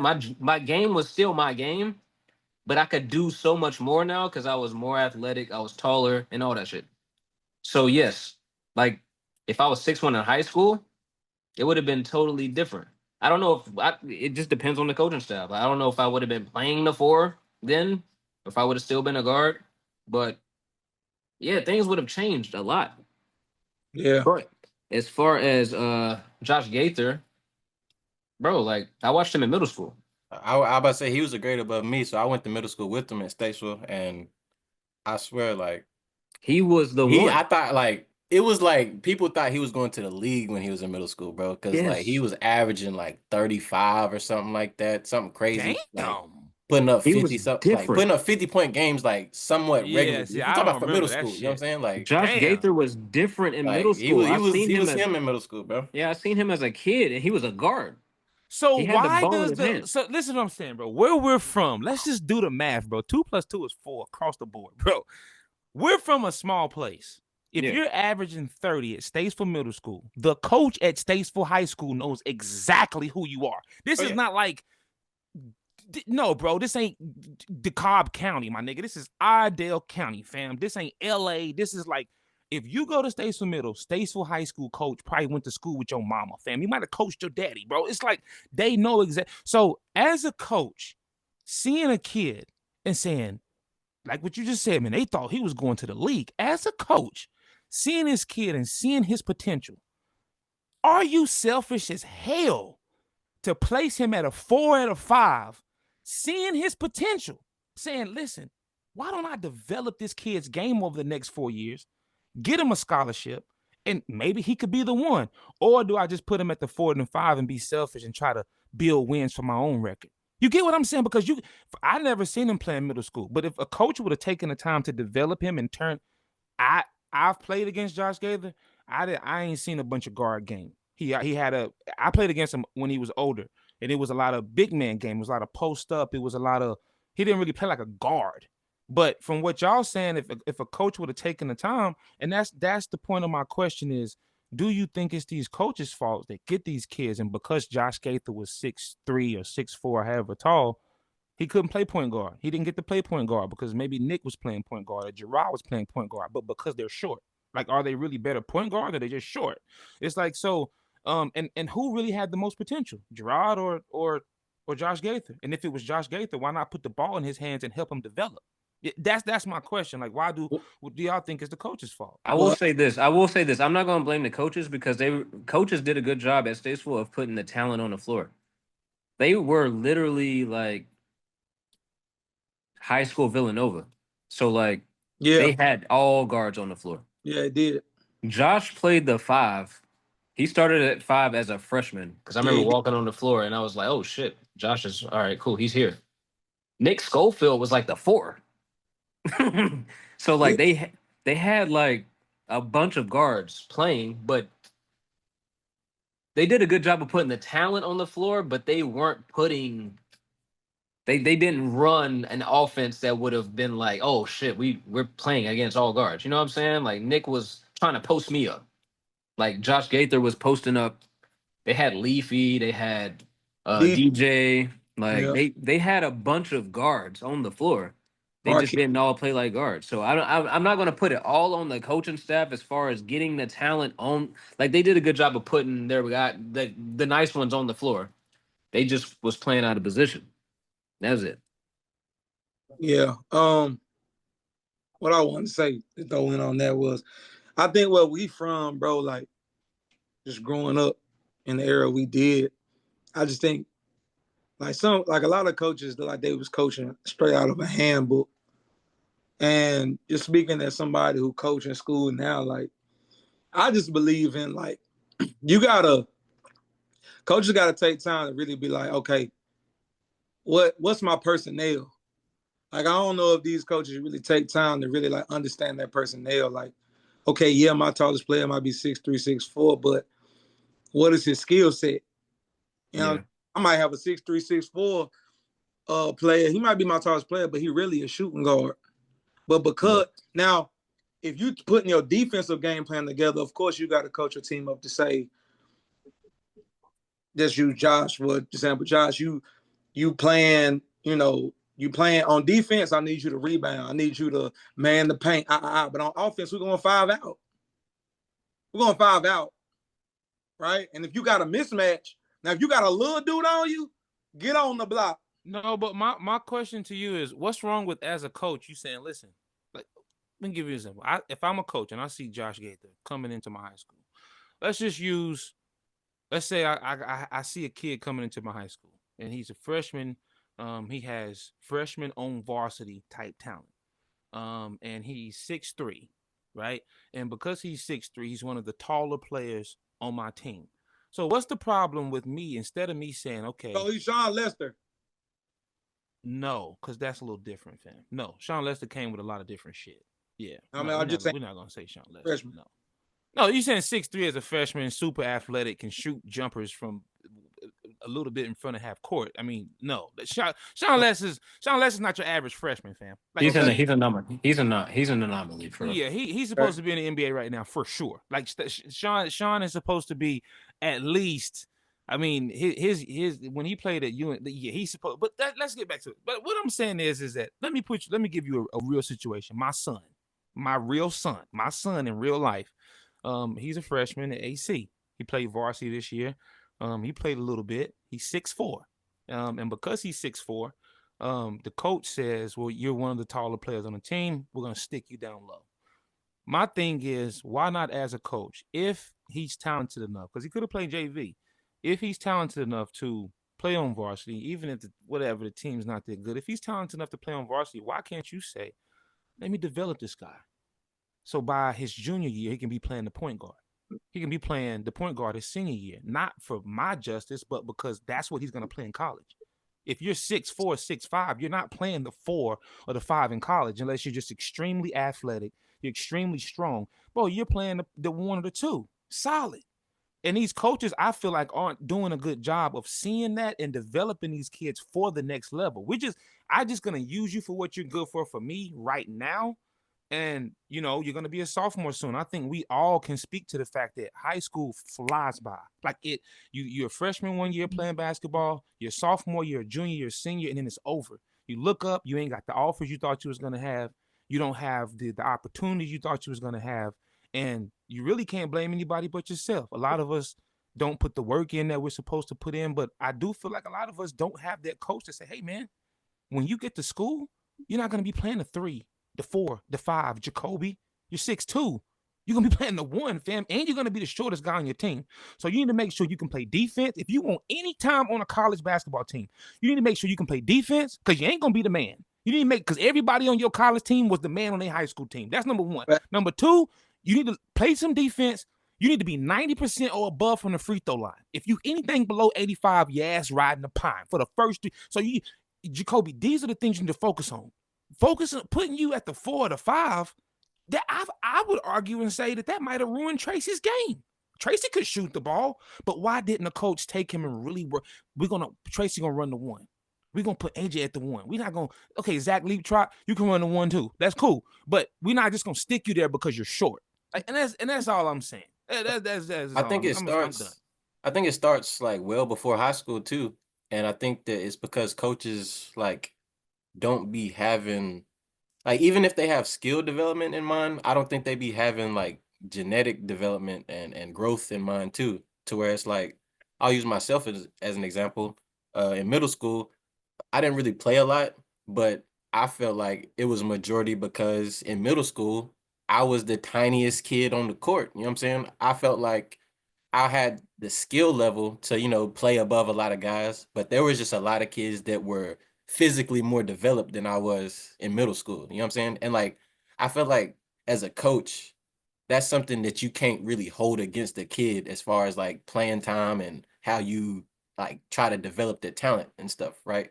I feel like there's a bunch of kids that I went to middle school with that they might have grew to 6 feet to 6'1" in seventh, eighth grade, but then they didn't grow no more. And they were playing center in middle school, and they played center all throughout high school just because that's where somebody stuck them because they had an early growth spurt. So I think that a lot of coaches just didn't have that type of like vision in mind too, to where like, okay, this kid's 6 foot now, but maybe he's just gonna be 6 foot, or even okay, maybe this kid's like 5'6" right now, and he might grow up to be like 6'4" by the time he's a junior, senior in high school. So I think that's another thing that the physical development of players, you can't really like hold that against them at these ages, which I feel like a lot of coaches do. They'll play the bigger kid or the stronger kid because he's just more physically developed at the time, and the coach may feel like I need to win games now, and I feel like this he's bigger, he's stronger, he's faster, or something like that. And that doesn't always translate to on the court. You know what I mean? For sure. For sure. Especially in Some high school.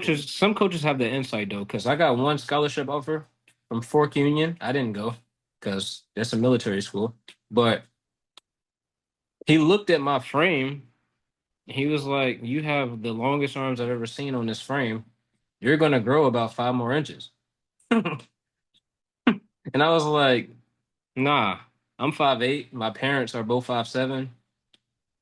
I'm probably here, bro. So I'm just gonna go to ECU, take this art degree, and go. And sure enough, as soon as I went to ECU, I grew 5 inches. So like some coaches do have that insight, but a lot of them don't. You know what I'm saying? And I don't feel like they have that at the lower levels. Niggas like Tracy should have been a wing when we played, bro.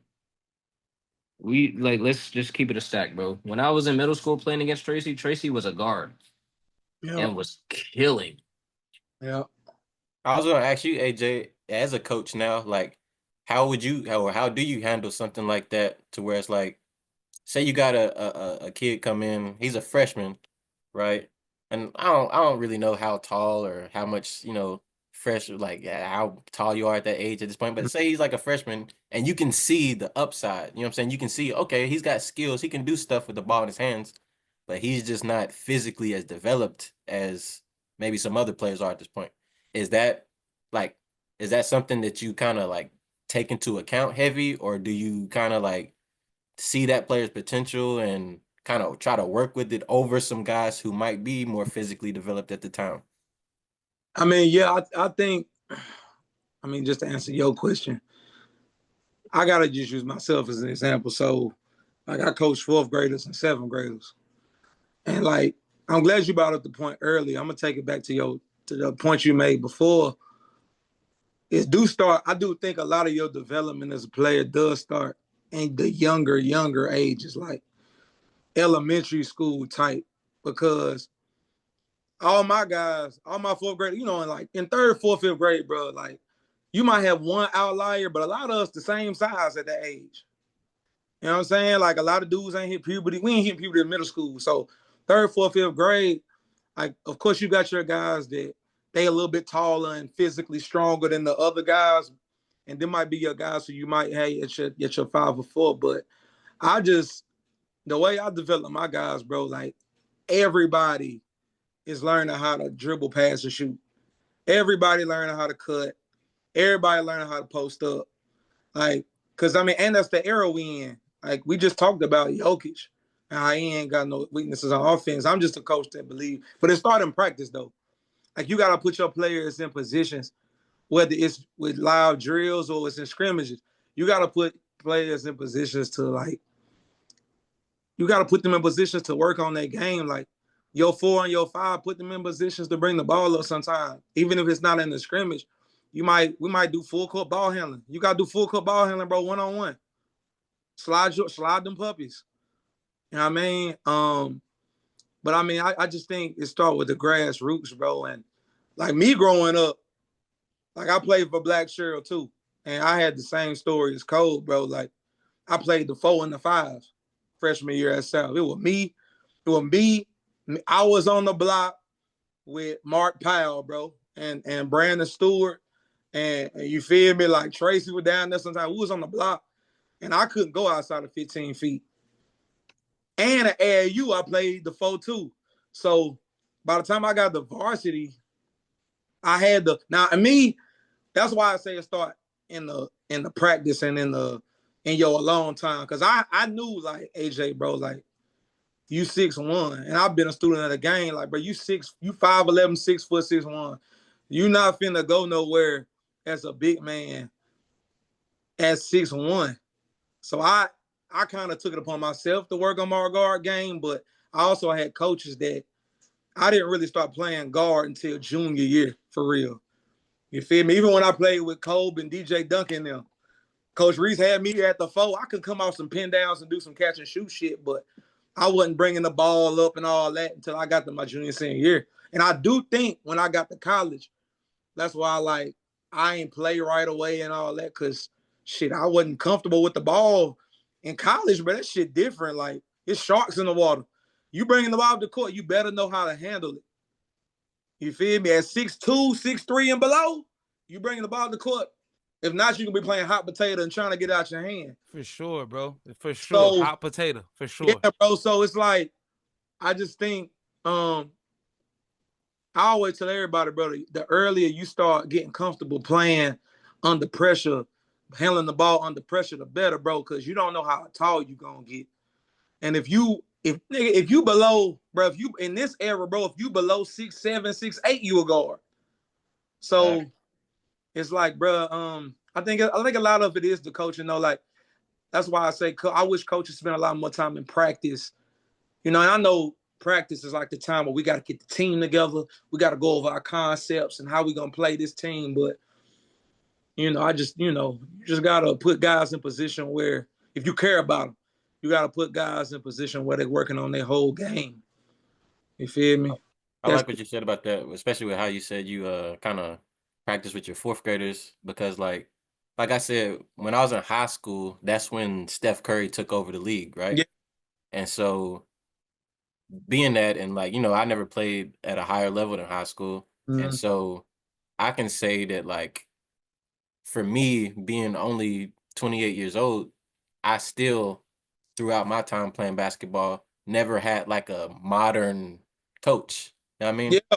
And so like, I can even remember now when I'm thinking back to even like my elementary school playing days, like we were still doing stuff like, hey, guards over here, bigs over there. You know what I mean? Yeah. Like, and that's a crazy concept for elementary school when I think back on it. You know what I mean? Like, nobody's a guard or a big in elementary school. Bro, and that's stunted. That's where development starts to stunt, bro. Exactly. When you got 9 and 10 and 11-year-old kids and you splitting them up, guards down here, bigs down here, but you don't know this guard might end up taller than this big man. This guard that's 5'1" right now, he might end up, he's 9 years old. That nigga might end up 6'6". And then you got the big. But why not say like there's a big, like, bro, he's in the 4th or 5th grade. He's Right. just big. He's bigger than everybody. Why doesn't a person's mind say, okay, look, if this is gonna be a big guy, let's make him a guard. Like let's develop him as a guard right now. Like even if he can't move the right way and he's just gonna be big, for him to have that skill set. Like, yes. Why? Like I don't understand What do the coaches get out of that? That's what that was gonna be a part of my question is what should you do as a coach? Win games or develop players? Like, and I think what a coach gets out of developing players, bro, is just like if I'm a coach and let's say I'm a high school coach and I'm barely sitting at 500 or I'm barely sitting at maybe 600, whatever. But I've put players in college. Like I can run you a list down of, because I don't know of too many coaches in Idle County that can say, hey, listen, I got this guy for scholarship. I got this. Like I don't know that can run it down to you basketball wise. Maybe Not Mooresville basketball. or like Lake Norman. But as far as like the Souths and the West and the Norths and the Statesvilles and not really that I know of. And so if there's a coach that says, man, I'm developing players, my goal as a coach, my mission as a coach is not to win the most games, but to develop the most players. If you come play for me, you will become a better player. Now, we may not win as many games as, let's say, a West or a Statesville, but if you come to me and you're skilled, we're going to make sure that we get the most out of you. Because, I mean, what would you do, Q? Like, Q, I've been knowing you for a minute. You're a good dude. What would you do? Would you choose to win games or develop players? Like, it's a sticky... I don't know. It's sticky for sure, because that's when, like in high school, that's when your job is on the line. You know what I'm saying? Like most coaches in high school, they're trying to either one, love their kids and develop them, or two, get to the next level. Some coaches are just taking this gig to get to their Pass college. the resume. They trying to pass the resume. It's a resume thing. Hey, Q, I ain't trying to cut you out. I just don't want to forget my point. Colb, to what the question you just asked Q, the person who did the balance between skill development and trying to win games, who did it better than anybody I know, who's also the hardest working coach I ever played for, was David Rutledge. Yeah. David Rutledge did the best job because, first of all, he was the hardest working coach I ever played for. And, like, he was in the gym whenever you wanted to be in the lab. Q, you remember the gym rat board? Yes. Coach Rutledge had a board in the athletics office, the gym rat board. Whoever came in and got extra work in, he'd put your hours up on the board. You know what I mean? So, Coach Rutledge, he was the only coach I had that did that though. Yeah, he's the one that is fully responsible for like my jump shot, bro. See what I'm saying? Colb, like fully responsible, bro. Coach Rutledge, the conversation we had, Coach Rutledge knew, like, hold on, I want to win, but I know in order for us to win, my players got to get better individually. Yeah. You know what I mean? So, no coincidence, the most games I won in high school was my junior year. Hey, So what holds more weight? Like what holds more weight? Like what's more important to you as a coach? Like I said, it just depends on the coach. Like, what are you trying to do? How hard are you willing to work as a coach, and how much do you care about your kids? See, me, I think that they kind of should.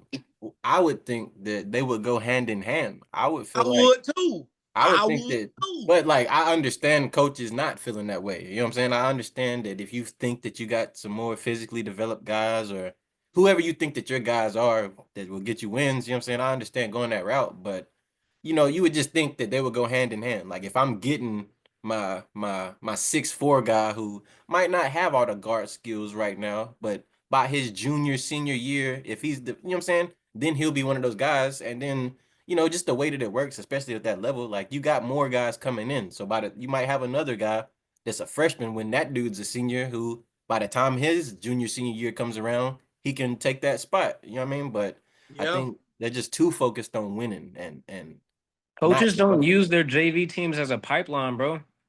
They use it more as a look. Yeah. I'm gonna bring this. We're just talking about that. I'm gonna bring it up. I'm gonna bring this player up because it just looks good for me to bring this player up. and this is my brother, and I don't want to sound like I'm shitting on him, but Tyler Zeke Brooks, bro. Like, there's no reason at all he should have been playing varsity as a sophomore, bro. And he never played any minutes. He was just there, just because it was a look. He Yeah. was the He was tall he was a good guy, 6'3". good team, Yeah, great team, yeah. great student, all that. And he was kind of always kind of in a situation that I'm talking about too, right? If I remember correctly, like he was kind of always, at least like when you're in y'all's younger years, the taller guy. He was He Yeah, was always tall. he was He more never got physically yeah, any. developed than He y'all, never got any taller. y'all's freshman and sophomore years. He grew to about 6'3", and they thought he was gonna be 6'8", and it didn't happen, bro. You just 6'3". You a 6'3" guard, but you a yeah, big for real, yeah. and you don't play. I think that's a really good example, honestly. Like, That it happens, bro. And I don't want it to sound like I'm shit. That's one of my best friends, No, but for like, sure. Shout out my brother Tyler, yeah, man. that's one of my best friends. But like, that shit happens, bro. He got like 3 fucking senior like varsity letters, bro. Yeah, yeah, I'm he like, did. God damn. Yeah, he did. and it's a situation to And where that's it's like cool. I don't even put it on him on that. It's like a situation to where it's like if you're going to try to invest in a guy like that, then develop him. You know what I'm saying? I feel Okay, like he was just on Develop varsity them. because he was big. but let me It was tell a you why look. I say now that we having this conversation, I get to think about my development as a youth. Like in the case of like going back to Coach Rutledge, and I ain't trying to shit on nobody. I just know that I done had bad coaches, I done had good coaches, I done had great coaches, I done had coaches that was cool, right? Reason I bring up Coach Rutledge so much, and I bring Coach Rutledge off the record too. I always talk. If you watching this Coach Rutledge, I'm always bigging you up, dog. But anyway, Coach Rutledge built a system at South that 08-09 season, and I wish Jacoby would have stayed. Lord have mercy. But we're gonna talk about that another day. That 08-09 season, he built a system to the point to where if you wasn't getting better as a player at South Hardale, that was your fault. Unless you was playing another sport, like Quentin, you played soccer and shit. If you wasn't playing a fall sport and you call yourself a hooper, and I can say that because I was number 2 on the gym rat board right behind Sean Birch. We was like 2 hours away from each other. You had no choice. Like you couldn't say nothing. Now every coach ain't like that. Some coaches be like, "Shit, I see you at tryouts, nigga." From August to the first day of tryouts, you wanted to get some work in. Coach really said, "Gym open every day after school. Let's get work in." Every coach ain't like that though, Colb. That's why I'm I And responding miss listening to you talk about Rutledge like I that, hate that I did him like that, bro. Honestly. listening to you talk about Rutledge like that, I actually played against him my senior year. I think he was coaching at Lincoln Charter. to Lincoln Charter. Yeah, Yeah, and they smoked us, and you could just tell, like, not only from like just the talent wise, because you know there was a charter school, or whatever, right. but not even just from a talent wise, like you could just tell that those guys put in work behind the scenes to develop their game. You know what I They mean? was Like disciplined, wasn't they? it was discipline. It Yeah, was bro. like you could tell that this wasn't just you wasn't playing against another high school basketball team. Like Nah, he was running his stuff like a college program. Like he was really trying to prepare guys to go to the next level. And I Yeah, think that that's something that you can just notice a difference of even like in the moment as a high school player. Like I could just tell that these dudes are just more prepared in yeah, their work than what we yeah. were. We went to practice and we went home. Like we practiced for like an hour and a half after school, and we went home, bro. Like that was it. Fam, listen, Jacoby and Quentin been knowing me forever. Y'all know Jacoby Quentin. I know y'all remember when I used to shoot behind my head. Yeah. You still do, nigga. I had the Larry Bird joint. Coach Rutledge brought my jumper down. Like he made my jumper quicker. He gave me guard game. You know what I'm No, saying? he That's he what I'm fit. saying. You said My what? my shit was never broke, but he was the one that had me in the gym getting 500 of them shits up after practice. Bro, on the gun, getting to it. That's why I was Bro, able, bro. I didn't play junior year. I know you should have. So like for me to step into that senior year team and be able to do what I did, bro, just because it was just like muscle memory, bro. I had logged thousands of shots with Coach Rutledge, bro. I could just step right in and just be like, whatever. I don't want to talk about that junior season no more because both of y'all Quinn and Kobe both should have been on that team helping us. Kobe was there, I thought. We ain't got to talk about it. It's cool, fam. We ain't got to talk about it. Kobe was there, I thought. Hold on. No, we're going to talk about it later. We're going to talk about it later.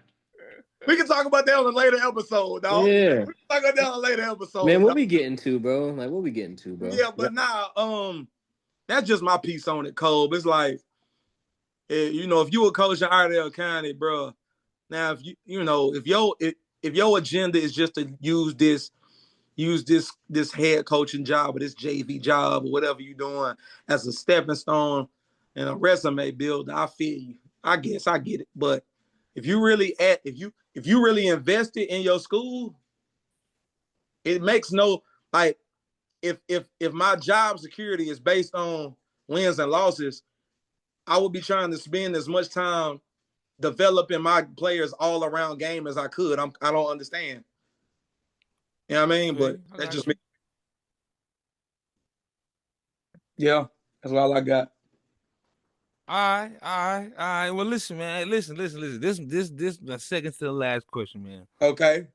And this for y'all three. I don't know how we could do the order, but I got 3 different lineups, and I want to get you guys' take.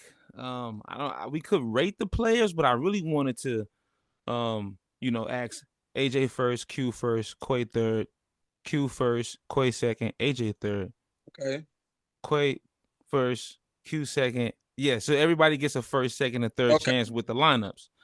So, at the point guard position, and I'm just gonna name 3 players, and first, second, third.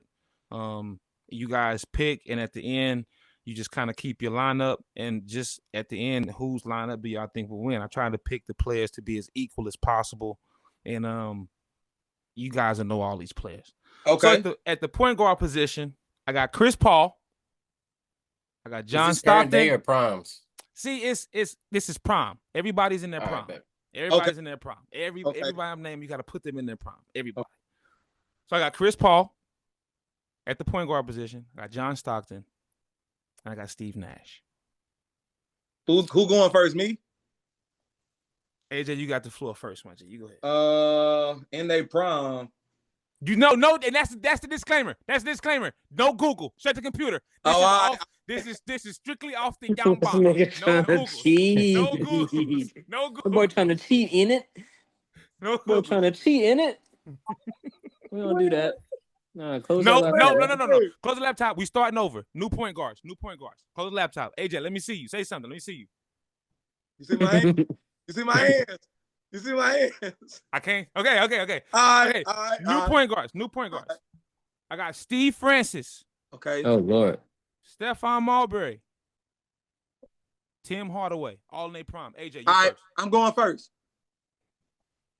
I just got done watching film on this guy last night, and this nigga was a killer in New Jersey. I forgot how nice bro was in New Jersey. I'm going Stephon Marbury. Q, who you got?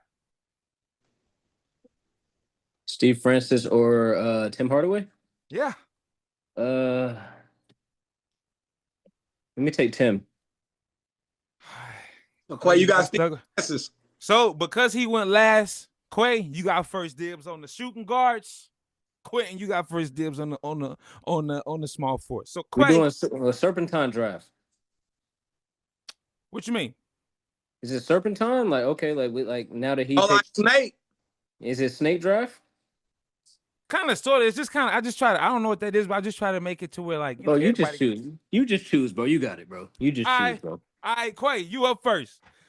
At the shooting guard position, I got Dwayne Wade. I got Allen Iverson.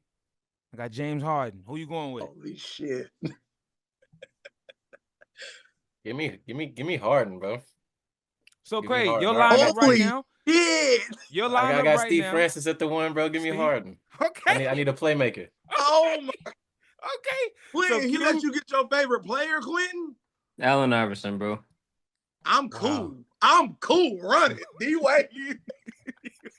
I need a bucket. Hey, I'm cool. Bucket. Steve Francis, AI is too small on the back. We're gonna pick, bro. Anyway, let's go. All right. Okay. Here we go.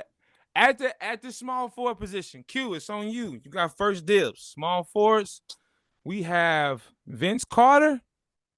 We have Tracy McGrady. And we have Carmelo Anthony. Fuck. Oh. God Hey, damn. I'm going second, right? Look, he ready. Go ahead, Q. Vince. Go ahead, cuz. Oh, Vince, Melo, and who was it? Vince Carter, Tracy McGrady, Carmelo Anthony. What's up? Fuck. What we doing, Q? What we doing, cuz? I got mine. Nah, that's doing? tough. That's tough. Give me Melo, bro. God! Give me Melo. I need the bull in the china shop, nigga. Bro, I just Yeah. knew you was about to pick T-Mac. I need the bull in the china shop, nigga. Yeah, we outside. I'm rocking with Orlando T-Mac. I got T-Mac. I take Vince on my team. I ain't mad at that. Okay. So you got Quay got Francis, Vince Carter, and James Harden. Okay, that's a nice one. I ain't gonna lie. So at the 4th position, so who's first is this time? It Who's should first be this time? I think it'd be AJ, me, and Quentin. Okay, all right. So at the 4, AJ, you got Chris Webber. You got Chris Bosh. Mm-hmm. You got Amari Stoudemire. All in their prompts. Holy shit. Oh, wow, this is a good one. This is a good one. All in their prime. Hold on. Let me think. I got Stephon Marbury, Dwayne Wade, and T-Mac. Stephon Marbury, Dwayne Wade. Give me Amari. Wow. Give me Bosh, bro. I need somebody to stretch the floor. Give me Amari. I ain't gonna lie. I was gonna say that too. Give me Chris Webber. I got a playmaker now. Give me Amari. I got a playmaker now. I need to Hold on. stretch the floor. Amari Stoudemire. I'm cool. They gave me Chris Webber. I got a playmaker now. All right. Yeah, you're gonna need that with AI. You're gonna Say need less. Say less. He got Melo, AI. He got a team though. Tim Hardaway. All right. So now at the fives, these What's this guys order? So this order, I think Might be Quentin, Quay, AJ, and me. Quentin, AJ, and Quay. Okay, here we go. At the 5. No, hold on. Yeah. That's right. So at the 5 position, all these guys are goated. I just think one of them is a slouch. I mean, Quay, you might get shitted on this. I'm gonna be real. So I'm gonna go Patrick Ewing. I'm gonna go Joker. David Robinson. Jokic. What the fuck we talking about? Oh my! I got the best team, bro. Listen, we're talking Patrick Ewing, man. Come on, dog. You sound. I didn't want to go Shaq. I didn't want to go Wilt. I didn't want to go Bill Russell. I didn't want to do that. I'm talking Patrick Ewing. Give me Jokic, bro. Me. I have the best team, bro. It don't even matter. I ain't got no floor spacing. If I would have known that I should have took Chris Bosh. All right, it's cool. Give me David Robinson or Patrick. Them niggas the same player to me. No, they're not. Stop. We talking about a nigga that put up 70. Nah, I'm going. And a quad dub. Look, and that's who I'm going with. I'm going with David Robinson. All right. Man, y'all talking about Patrick Ewing like he wasn't that up there up in New York. No, he was. That nigga was that, He man. was. I take Pat for the maker Robinson. with my team. Don't David Robinson got MVP? I think that so. I don't. I think he got one. I don't know, bro. He got an MVP, I think. He might, because I mean that year he had the quad dub and the 70 piece. No, he do. The year he won the MVP was the year Hakeem killed that nigga in the finals. Because Hakeem was tight about it. He might have one, bro. Because he was putting up some ungodly numbers. He was Robinson, dog. I take Pat for the makeup of my team. I ain't mad at it. I got Dave. So who has the worst lineup out of y'all three? Who got the worst lineup? I don't know about the worst. I just know I got the best. I got Stephon Marbury, Dwayne Wade, Tracy McGrady, Amari Stoudemire, David Robinson. I ain't got no floor spacing. You ain't got no floor space. I feel like you ain't got nobody to share the. I mean, Steph not bad, but you ain't got nobody to. T-Mac probably our best passer. T-Mac underrated passer. Who you got, Quay? Hold on, Quay. Who you got? I got Steve Francis, James Harden, Vince Carter, Chris Bosh, and Pat Ewing. Oh, that nigga got all the spacing. My team ain't bad, bro. Yeah, my team all right. Floor spacing. I got a team built for the 2000s. That's facts. Your team would be cold. Next time I come up with some better. I was trying to, and this is one I got one for y'all, and I want to know who y'all taking. Okay. Who y'all taking between I think this is gonna be kind of easy. Who would y'all take between Klay Thompson or Reggie Miller in their prime? I'm taking Klay Thompson because the two-way purposes. Klay Thompson, because Klay Thompson can score in the post too. And he can play, he can guard damn near everybody on the court. Yeah.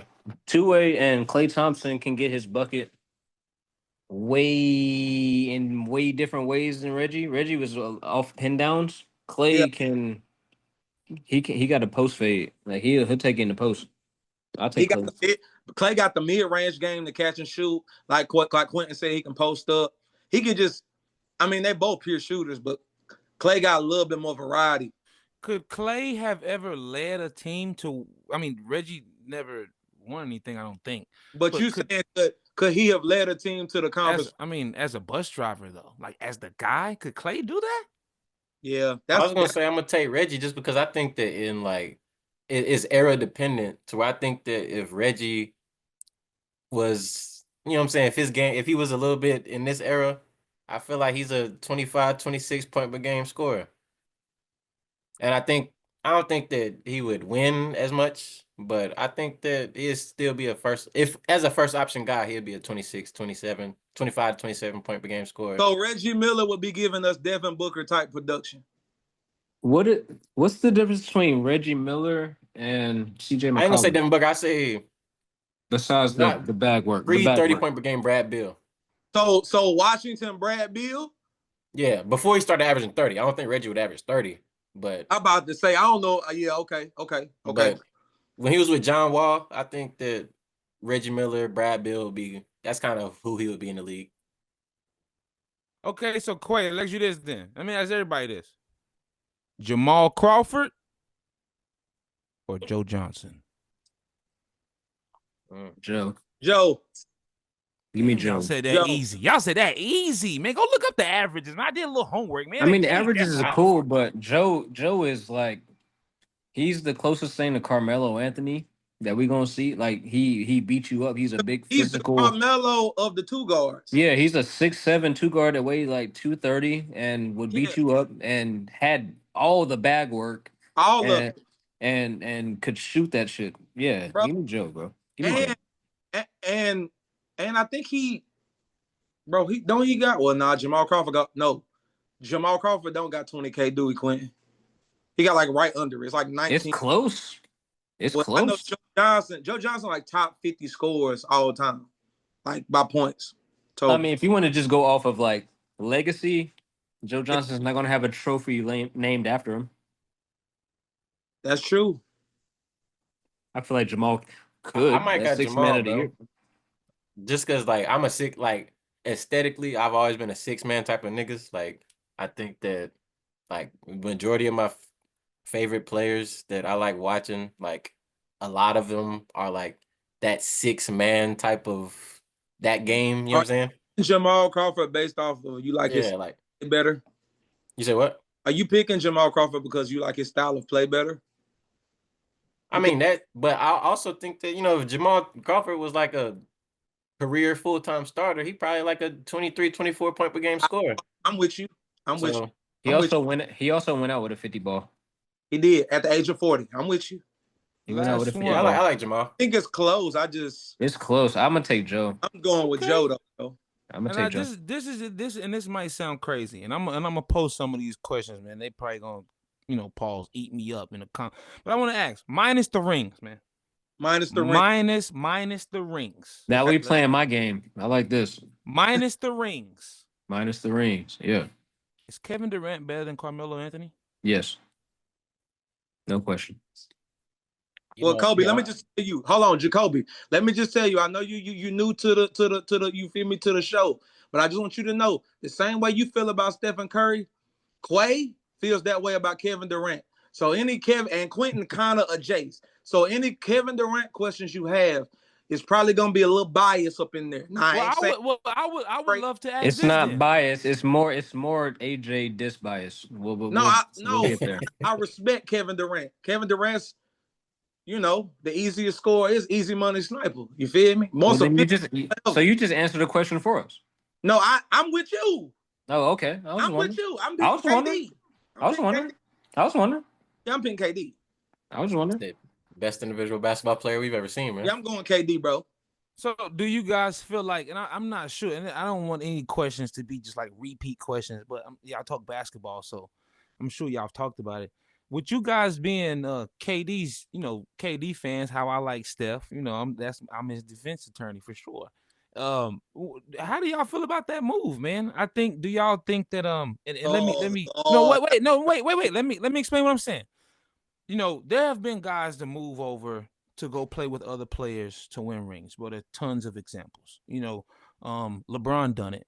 But I think the difference between what Kevin Durant done and what other people done is that when LeBron and Shaq and different players went to play with other all-stars to, maybe ring chase at a point, it never was looked at as like when LeBron went to Miami. Some people would say Dwayne Wade and the Miami Heat won those rings because of LeBron.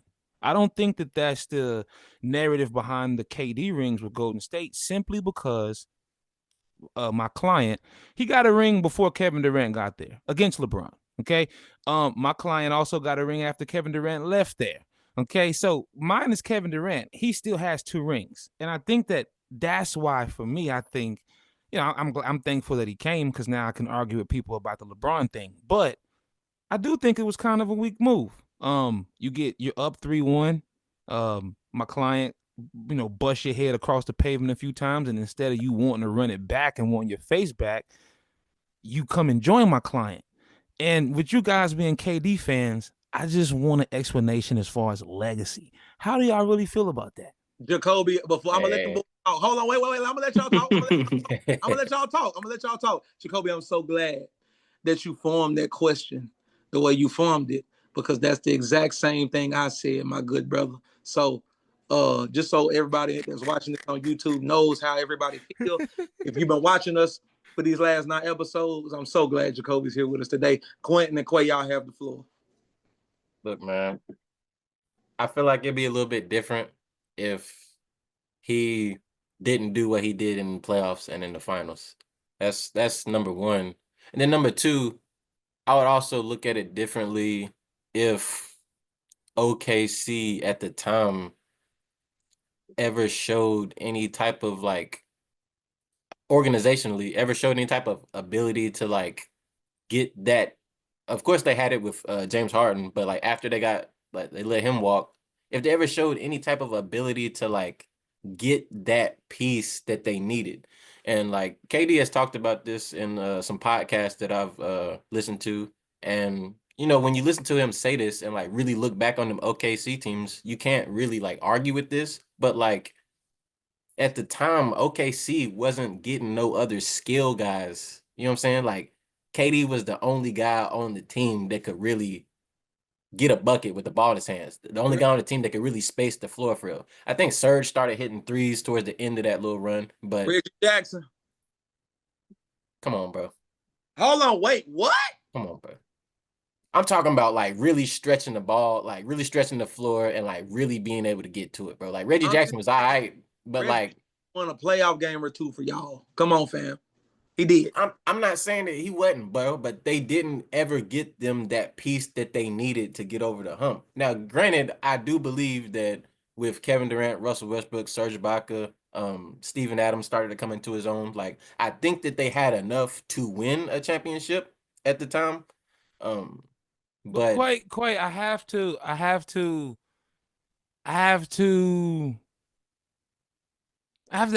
gotta ask you, bro. Listen, what do you mean the piece that they needed to get them over the hump, bro? They were up 3-1. That's been my They were up 3-1 against Golden State. Okay. Klay Thompson comes out, he has the big game. The series turns around. Things kind of go downhill from there. But you guys had it in the bag, bro. I mean, if Klay Thompson doesn't come out and play out of his mind, the series is over. there was. I don't really believe you guys needed anything else. We're talking Kevin Durant. Kevin Durant at that point in time, I don't know if he was better then that year or when he got to Golden State. Numbers wise, I'm sure people will probably say Golden State, everything that came with that. But bro, Kevin Durant was the man at that point in time. Russell Westbrook was the man. They had a squad, but we were down 3-1. There's Yeah. really there's no extra piece that you need to pull off.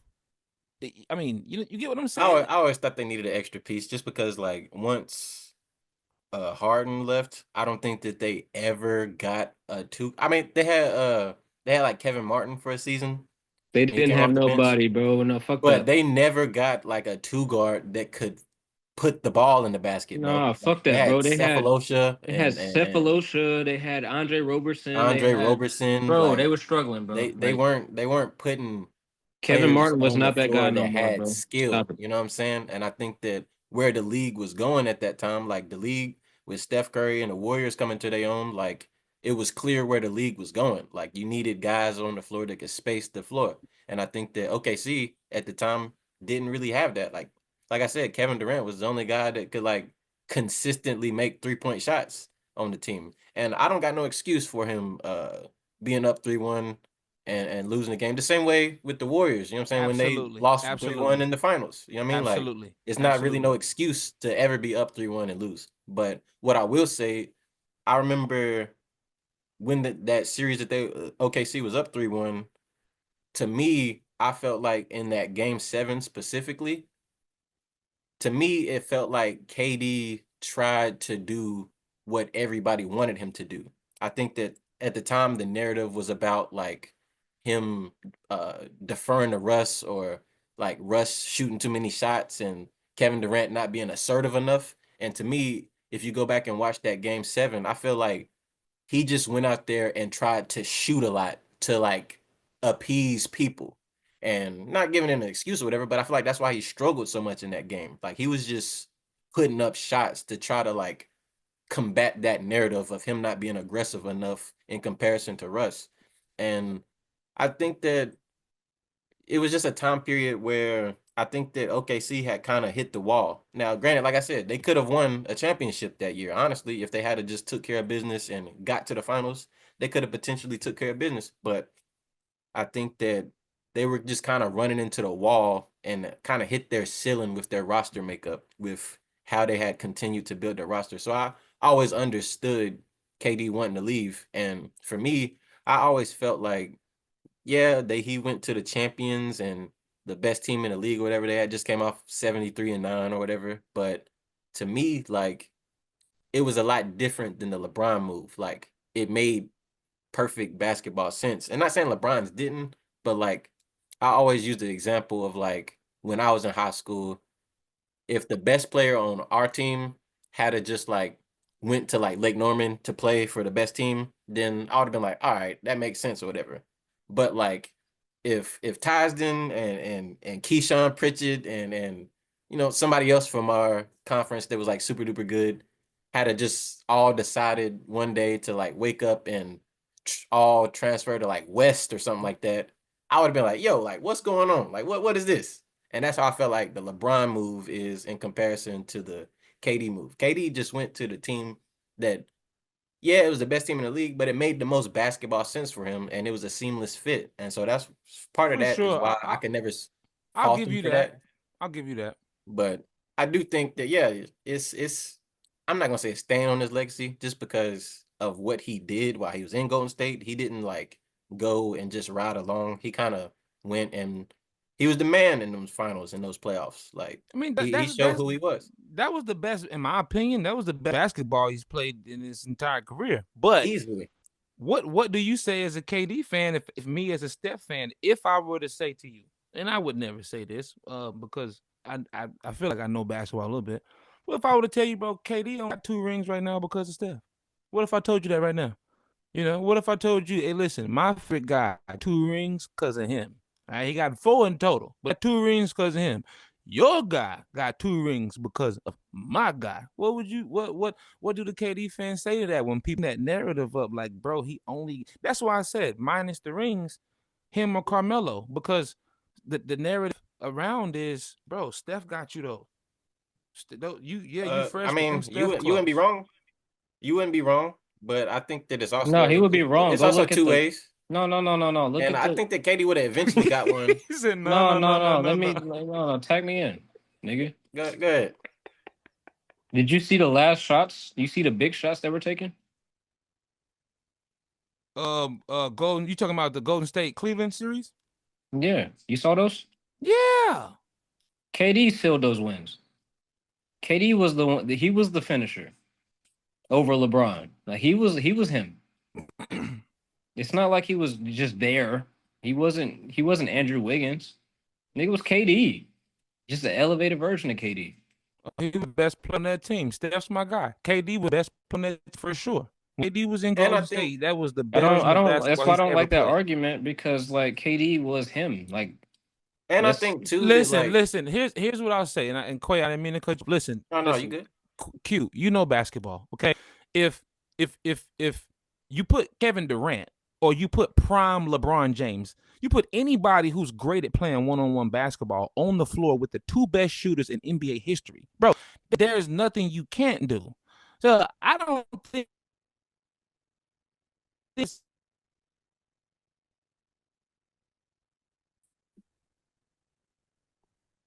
Yo, you still here, big dog? Colb. Hold on, we having some technical difficulties. I was about to fry him up. Hold on. All right, we while we waiting on Brett to get his connection together. Hold on, Colb. I was about to fry him up. Go ahead, call him. See if he good. All right, hold on. Let's see if bro straight. And that was getting good too. Hold on, y'all. Hold on.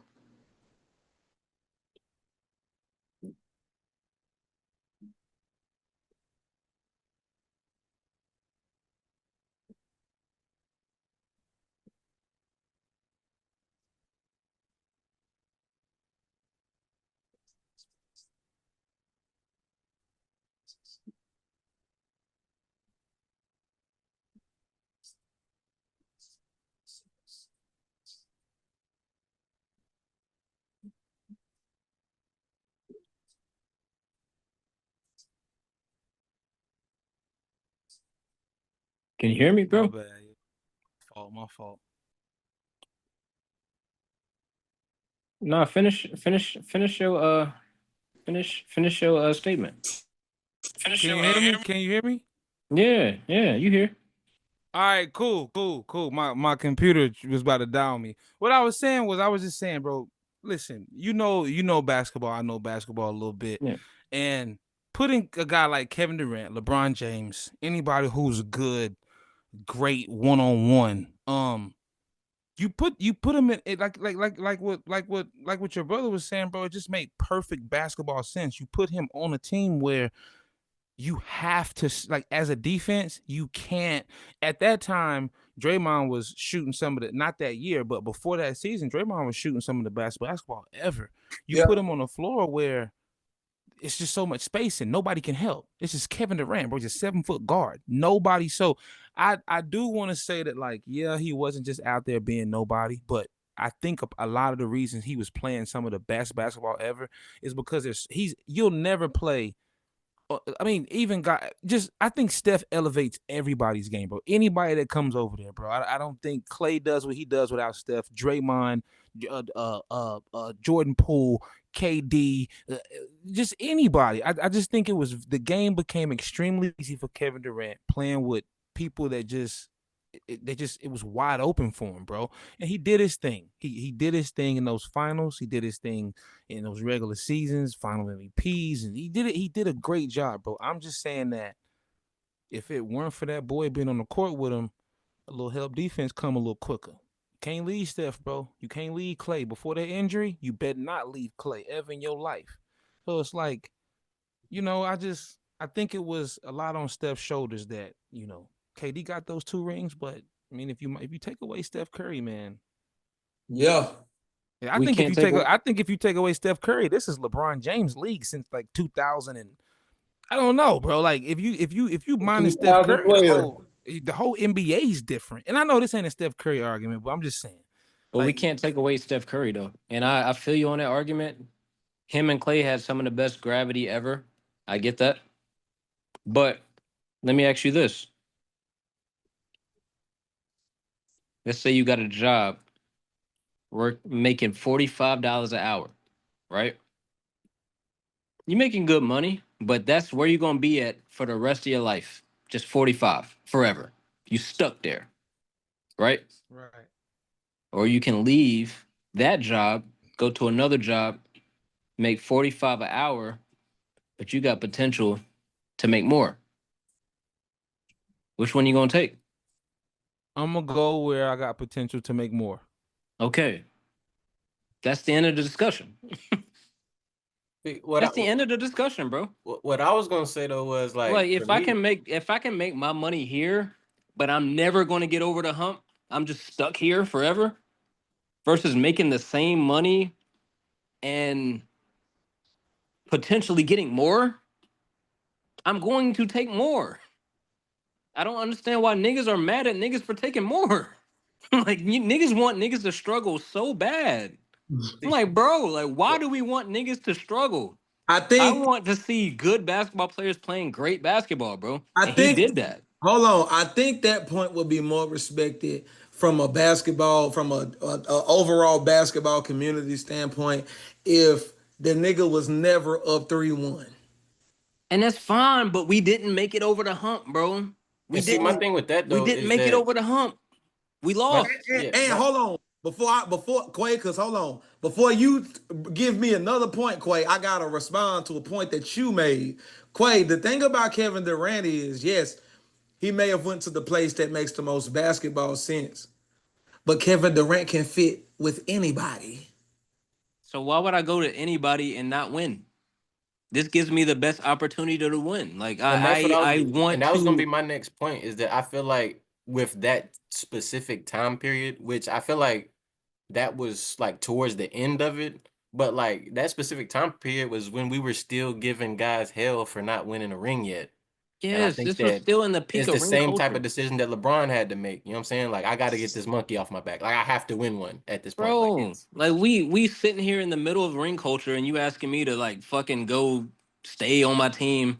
We lucked up. Like CP3 got hurt that year. Like the Rockets were scary as fuck. Still, the Spurs were still a thing. Like, bro, what do you want me to do? You want me to just stay here and struggle again? yeah, because I don't think that necessarily, which maybe he would, maybe he wouldn't, but I think that it's debatable on whether he would make the same move today because we don't talk about guys like that like we were back then. Like if you didn't have a ring back then, you did like we didn't even speak about you. Like you didn't even belong in certain conversations, which it still exists to a certain extent today, It shouldn't. but it's not like it was back then. Like you had to get a ring to get stamped Bro, this was back the then. height of social media ring culture, bro. Y'all niggas like y'all fourth niggas into that move and then get mad at him for making that move. I hate that shit. Stop.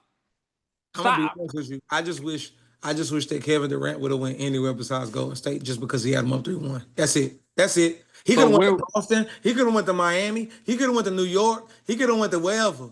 But you went to the team that got you up out of here. none of them niggas were ready to win yet, bro. As a competitor, None If of he them had to niggas went to were ready. Miami to play with LeBron, bro, you y'all going to niggas the would team have. who you had Oh, you on would the have road. lost your mind. Actually, I don't know. Y'all niggas would have probably flip flopped because y'all niggas are LeBron fans, and KD hadn't went to fucking I, Miami. Y'all niggas would have been like, "Oh shit, we I'm a, got KD in Miami I'm now." Like I'm LeBron and KD. Oh shit, let's champion this shit. Y'all I'm niggas a are weird, bro. I'm Stop. a Kobe Bryant fan that has respect for I LeBron hate James. that shit, bro. That shit don't make no sense. Like y'all gotta stop that shit, bro. Y'all force niggas into moves and then get mad at niggas for making the move. Stop. Niggas want niggas to win, and then when they go make the best decision for themselves to win, niggas get mad about it. Like, what are we doing? That shit is fucking weird as hell, bro. Let's get these rings the fuck out of here, bro. I'm an AI fan, bro. I never gave a fuck about a ring. Ever. That nigga Mm. is Jesus to me, bro. Yeah, he He was my elevated favorite. He teams, was bro. He elevated teams, bro. Like I don't fuck with the ring culture, bro. That shit is so weird because y'all niggas want niggas to win, but y'all want niggas to like be slaves and like get whipped and overcome it to like win the rings. Everybody's And not the Michael reality Jordan, was that in this era of time, bro, niggas just wasn't gonna do that, bro. Like bro. I don't Like like niggas, nigga. like I said, Everybody can't be Michael I Jordan, think bro. that OKC's team was capable, but like the way that the league was going, bro, they weren't putting the type of team on the floor to like really win a ring, bro. And It's I'm just saying, I think. and I'm Go ahead, my saying, hold bad. up. I'm saying like this is at that time the league was dominated by two niggas. The league always been dominated by one or two niggas, bro. Kobe, MJ, LeBron, Steph. Them niggas have fucking monopolized rings. If he does, let's say he does win the ring in OKC. Let's say he does beat OKC. He gets one. You don't think Golden State coming right back to snatch that bitch right back away? Like niggas But not I going on think I runs like think that. that one would mean more than the two. Like, here's what I think, and I believe, bro, when it comes to legacy, like when it comes to legacy, I think that people respect you when you stay down. Like there's something about the guy, the Kobe Bryant, who got his rings with Shaq. And yeah, those rings were cool. You know, those 3 rings okay, man. But those last 2. I never got a chance to talk to Kobe, so I don't know personally. And I never heard him talk about it. AJ, maybe you could speak to it. Okay. I bet you those last 2 rings meant so much. Those last 2 rings meant so much. And Oh they my. meant much, and it meant a lot to me too, because I'm a Kobe fan. So when he got the last two, I was like, oh shit, he's really like he's one he should be top 3. Or Think about Jacoby, think or Ja- about think about if he loses to Boston, right? He loses to Boston. We ain't got enough to get over the hump because pal, these niggas soft. These niggas playing like hoes. Cause from what I heard, and AJ, you probably know a little bit better than me. I heard Kobe got that nigga Powell in check. yeah, That's what I heard. I heard after he was out there getting punked around by KG and them, Kobe got that nigga in check. yeah. Kobe bus driver. I'm not on the why I look like going to play with Boston to get more so I can get more rings than Shaq. I want to get more rings than Shaq. I want to have more rings. I want to make sure I retire with more rings. I want to separate and put the distance between me and Shaq. I'm doing what I'm doing without him. He doing what he doing without me. Let me just go team up with KG and them. Why not? We talking about a totally different culture, bro. You talking about like early 2000s culture, bro. Them niggas just built different. Yes, I want to go get more than Shaq because me and Shaq had beef. We didn't like each other, bro. Yes. But I'm gonna get more than Shaq here. I'm gonna get more than Shaq right here. Shaq, you going to Miami. LeBron, you go We're to not gonna Miami. bro, we're not gonna act like Kobe didn't want out, bro. Stop. He did. He did. Stop. He Like did. he wanted He out. did. But that ain't what happened. But He all right, had to so figure it out. I feel All like right. here's a better He comparison did, though. but All look right, bro. though, All right, he bro. had to figure it out. All Yes, right, he bro. did. Yes, because you ain't got no fucking choice, nigga, and you got Mamba mentality. Yes, you ain't got no choice. You're here now, So he should and get credit for that. he does. Okay, He cool. definitely does. Kobe He Bryant definitely. does. I feel like But Bryant you definitely can't gets the hate on a credit Kevin nigga for Durant. not Yeah. being in that same exact circumstance because he so wasn't. let me ask you this though. I feel like this is a better type of, and it's in modern context, but it's a better type of example. So here's my thing. Here's my problem with the argument is that like somebody like Kevin Durant, granted, I understand that he's viewed on a different caliber than this player, but like nobody gives like Damian Lillard any shit for leaving Portland. And it's like which one is better at this point? Should Dame have just stayed down in Portland? Or he still ain't got one yet in Milwaukee, and it doesn't look like he's gonna get one in Milwaukee. And it's like now which one Well, like if it goes that way, then who's wrong then? well, this we kind of spoke on this a few episodes ago when me and Quentin was going back and forth about how I felt about Kevin Durant because we had this similar conversation a couple episodes ago. Nobody ever considered Damian Lillard the best player. There are people that thought Kevin Durant was like a top 2 NBA player at one point. One. Damian Lillard was never that. Damian Lillard's never won an MVP. Damian Lillard's never carried a team to the NBA Finals when it lost. So the expectations are different. It's just a different tier, different rooms. Kevin Durant But is what I'm saying is though, like when you go and do that ring chasing stuff, obviously Dame didn't end up in the place that he like wanted to go to, so it's a right. little bit different. But you know what I'm saying, when you start doing that ring chasing stuff, like a Dame Lillard or a Paul George, or you know what I'm saying, somebody like that, when you want out and you start getting into new situations and you don't perform and you don't get the because I feel like Paul George with the Clippers is probably a better example. Like, and like It you said, is. like It it's a is. different set Damian of. Lillard really tried to stay down. Let's use Paul George because Damian Lillard tried to stay down for the longest. I mean, Paul tried in Indiana, but I mean, I feel like it's a similar situation to OKC. They were hitting a wall, bro. Like, and it's not like you can get the like you can sign, which OKC maybe could have at the time. They had Russ, they had KD, but it's not like you can like really sign a big name free agent. People aren't coming to Oklahoma. Same Which thing with is Indiana. People which aren't. is why which is why that Giannis ring, that Jokic ring, that's why them shits weigh so heavy because they did them shits in small markets. OKC's a small market. That's why it's like Kobe would. Let me just ask you, Cole. Would you consider like a Giannis ring to weigh a little bit heavier? Circumstances, Kyrie being hurt, KD stepping on the line. KD stepping on the line. Yeah. You Okay. know, I do think 20 years from now, yeah, it'll weigh a lot, but because we lived and we watched it on TV and we kind of seen how that year went, I think if Brooklyn is healthy that year, I mean, KD might, Should have won. we might not have be having this argument. Yeah, right. I Exactly. agree. I agree. Exactly. I But I agree. definitely think Jokic getting a ring as a bus driver. I think anytime you get a ring as a bus driver, bro, it's like anytime, and that's my thing with Kevin Durant is that I think a lot of us fans who feel like maybe it was a little weak of a move we're really giving him props at the end of the day. We're really saying, bro, like you didn't have to do that. Like That's you didn't all I have think. to. Like you're so good. Like yeah, Damian Lillard, yeah, cool. Like but they're like. Damian Lillard ain't top 5 in Nah. nothing. Like not at his position. But He ain't he's top top 5. but he's top 75 all time. Yeah, As but That's he documented. like no, I'm talking top 5. Like KD is in some people's top 5 of all time. KD is top 5 at his position for sure. Damian Lillard's none of that. Like we talking Steph and LeBron. Like Steph is like top 5 his position. Top and he's definitely, in my opinion, top 10 players of all time for sure. And I just feel like with Kevin Durant, he's all that, bro. Kevin Durant is like, we talking 7-foot guard, pull up off the hezzy. We talking like the hezzy he pulled up on LeBron in the playoffs when he hit the come down and just like that shit is just like Kevin Durant different. And when I look at So dude, what would you rather him do? Stay and lose? So you can not talk more shit about him? I would say not staying loose because what I don't talk shit about Melo. Like when I look at Carmelo, I'm like circumstances. I'm just That's a different type of because Melo is in the AI territory and the old Charles Barkley. We don't talk shit about them because we knew what they were.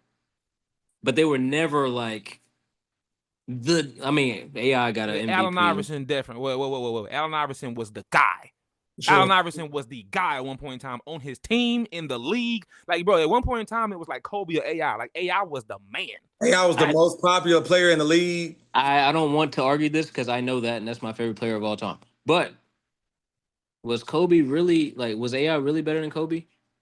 I mean, bro, pound for pound, That's the word I like to use. wait. I mean, That's the word I like to do use. you swap AI and Kobe and get different results? Like if you put AI on that Lakers team with Shaq, do they three-peat? I believe so. My personal opinion. I'm not saying that. I'm not saying they wouldn't because I think that's an even swap. And let me ask you this: if you put Kobe on that Philly team, do they take a game from LA? Does Kobe Yes. walk into? Oh, I don't believe so. Yes. I'm sorry, bro. Yes. I don't believe so. I think If Kobe had to stay down the whole time and had dragged, and especially with Kobe's work ethic and AI's work ethic, that shit matters, bro. Yes, I think they would have stole a game in LA too. Absolutely. Okay. With Kobe, 21, 22-year-old Kobe, I yes. think because Shaq was so dominant, I don't think people realize how good young Kobe was. Like I don't think He averaged he 30, would have like got a game, 36. bro. or 35 in the playoffs that year. Kobe No, was bro, we cold, realized Kobe was cold. I get Kobe was super cold, but let's not act like, bro, Kobe's first 3 rings, Shaq was the man. for sure. But in the fourth quarter, who was closing games? Okay, yeah, Andre Iguodala got a Finals MVP or some shit like that for us. Nobody cares. Nah, but I'm saying in the fourth quarter, like Kobe was the go-to guy. Go check the film. Yeah, Kobe I was mean, yeah, bro. Like when Kobe was him, bro. we're hacker shacking, and we're doubling Shaq, and we're just fouling so he can miss free throws. Yes, we're gonna give the ball to Kobe so he can work. This is what I'm saying though. Kobe's first 3 rings, bro, he don't get them without Shaq. That's why them last 2 meant so much. I mean, the team was built around them too, so yes. yeah. The point Allen I'm trying to Iverson. make is that Allen Iverson, there is no who we talking about? Eric Snow? We talking about McKee, Aaron. See, Talking you're about McKee, making we my talking about, argument. You're making my argument, and I appreciate that. no, But I'm if you saying subbed in Kobe for Allen Iverson in 01, same results. Same exact results, bro. Same results. This shit don't change. Them niggas were both them. all right. And they might have got 2, because Kobe's 6'6". Like Yeah. they might have got 2 of them shits. They would have both Alright. still lost, but Yeah. it's not much of a difference to me at that point. I'm just saying that, a guy like Kevin Durant, with his size, with his length, with his skill, with his bag, with his game, um, going there, basketball sense, it made the most. You feel me? But as far as and I think hindsight is 2020. I think if somebody would have a sit down with him, a real sit down, no cameras, and really ask him like, bro, if you could get those 2 rings, if you could keep those 2 rings and get them in OKC or get them elsewhere, like keep it real, like do you regret making that move? I think a part of him even like it's just You ask one of those. LeBron, if you ask LeBron the same question, he's going to get all his rings in Cleveland. I don't think LeBron would regret Miami. I don't think, and the reason, the No, point he I was wouldn't. trying to make earlier is that some people would argue that those Miami rings that Dwayne Wade has that it's because LeBron came there. Like, not only did LeBron come so you could help him win, but he came to help you win. With Steph Curry, I feel like, hey, bro, a part of the reason it was so easy for Draymond to call him a bitch is because, hey, my nigga, we did this before you got here. Like, we did this before you got here, and now it's even worse because we did it after you left. Like, not only did we do it before you got here, and it's looking like this year, if niggas play around, it might be slim pickings to try to do 5 of them things. That's a little far-fetched, but it's looking like it, bro. And it's like, I just think with LeBron, his Miami move, he helped out a lot on D-Wade. You know what I mean? D-Wade got he got him and Shaq, and he never really got it like how I feel like Steph got it. Steph took, man, Draymond Green, man. Let me Klay ask you this Thompson, man. though, then. How do you think that you would view KD hypothetically if he had gone to if he hadn't gone to Golden State, if he stayed in OKC, but he never won anything? Like Tracy McGrady. Hell no, I'm saying like AI, and I look at AI a little bit more of a higher class, a little bit more respect than a Tracy McGrady. You know what I'm saying? That's just my opinion. Because Tracy They're all in the McGrady went same. out. No, they're all in the same class because it's T Mac, it's Vince, Yeah. it's Charles Barkley, it's Melo. All them niggas are lumped into that same thing. That's the best players to never get a ring. But I feel like I feel like that's And why they he were, had to do it, is because yeah. like I don't want to that be takes there. him from top. If we're talking about all-time conversations, that just simple move takes him from, we all regard him as like bona fide top 15 all time, to where if he don't get that, we probably talking about top 50, top 40 all time. Top You know what I'm 30. saying? Top 30. Top 30. But Top 30 for you KD is guys don't crazy. think it to be regarded as one of the top players at your position means anything? When we talk about Allen Iverson, we talk about one of the greatest shooting guards of all time. We talk about Carmelo Anthony. We don't. I mean, he's great, but I mean, when we talk of small forwards, bro, he's like way down there. But When we talk, huh? who do you take over? Like, you taking KD or Bird right now? Me personally, Yep. I'm taking Kevin Durant. Okay. I didn't expect that from you based on the If arguments you've KD been had making. no rings, are you still taking him? Exactly. This is what I'm saying. Nah, I'm saying based on game. If we basing it off a game, I'm taking the 7 foot. I mean, there's nothing. But you not making game arguments. You making ring arguments. No, I'm saying legacy.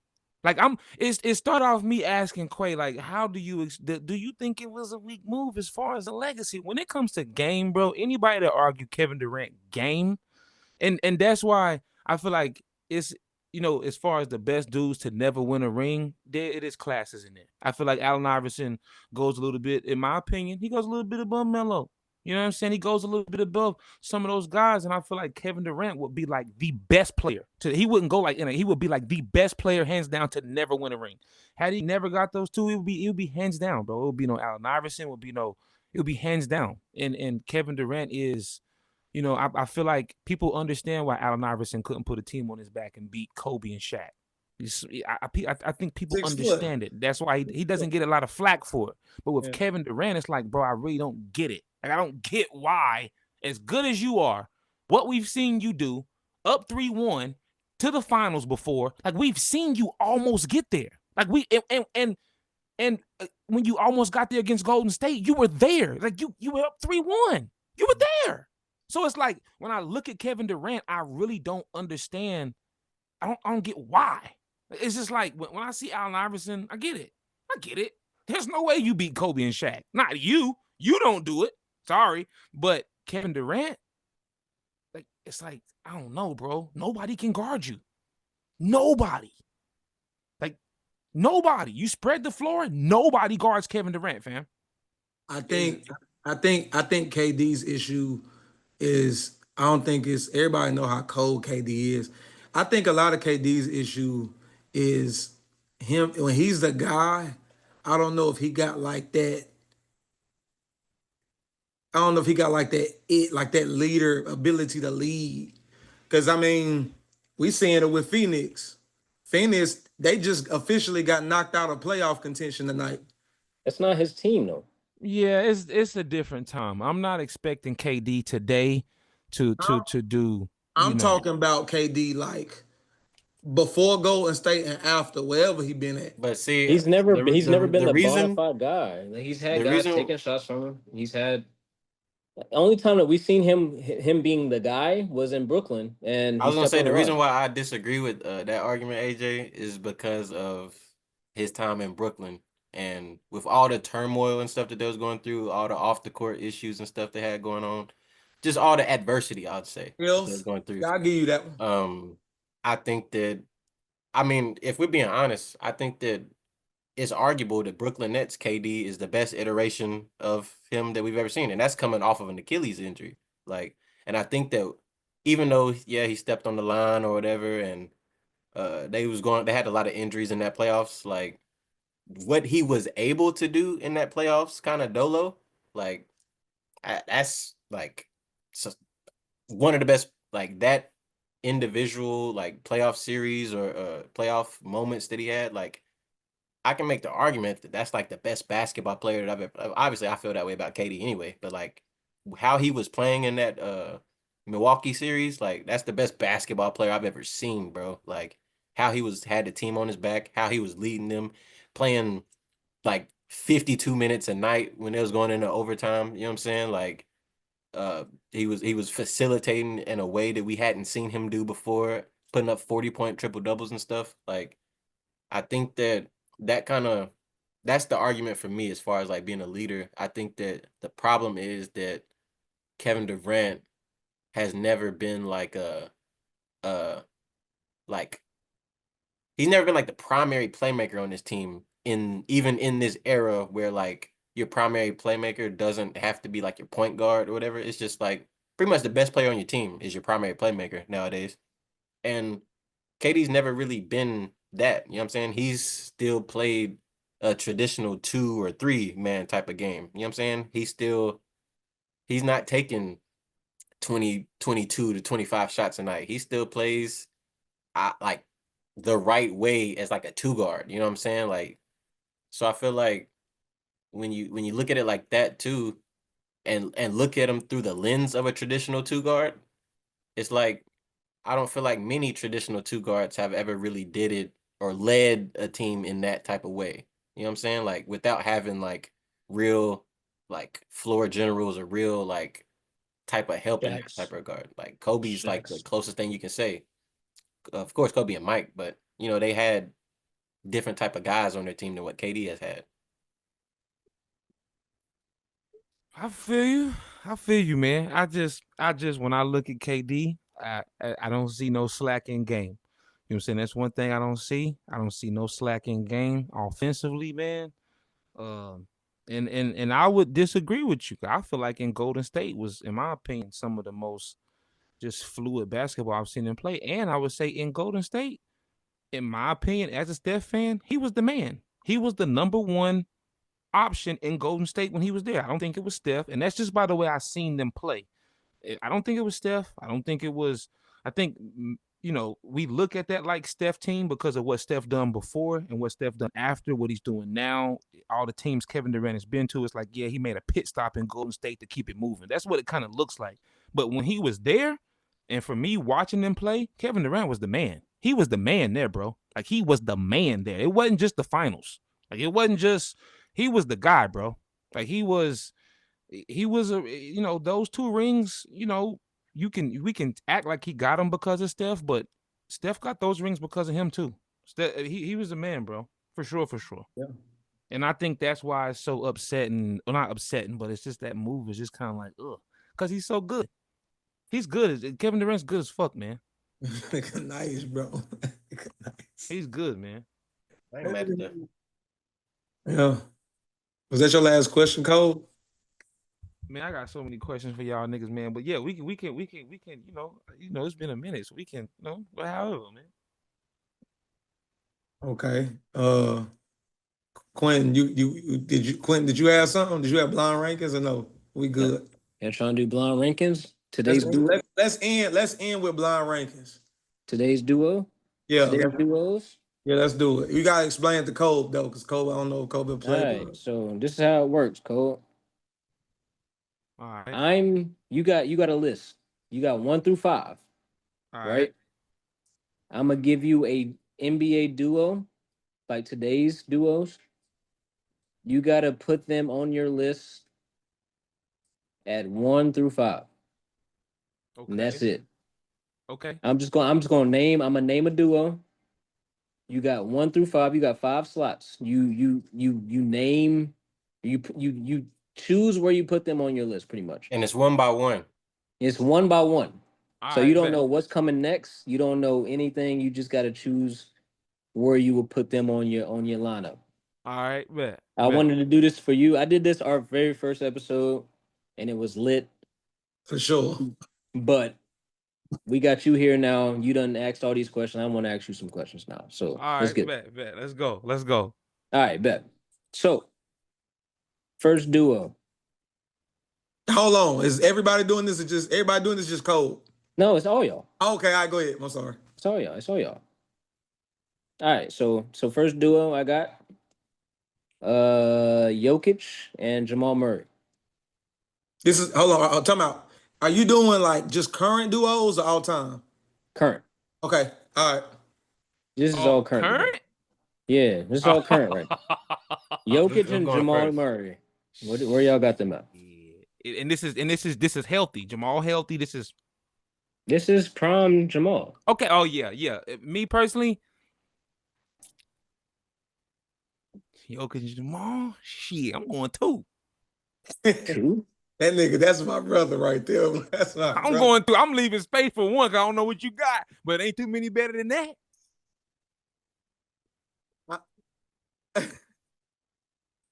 It's on me or Clay. You can go ahead. Either one of y'all. It don't matter. Go ahead, Clay. Shit. I'm gonna go 3. I'm gonna go 3. Just because I like Jamal Murray, but I'm not like a huge fan of Jamal Murray. So Yeah. Jokic is carrying the bulk of that for me. I'll go 3. What about playoff Jamal Murray? It's a different player. He's not playoff Jamal until the playoffs. I'm fuck. I'm going. And that was mostly in the bubble too. I ain't gonna lie.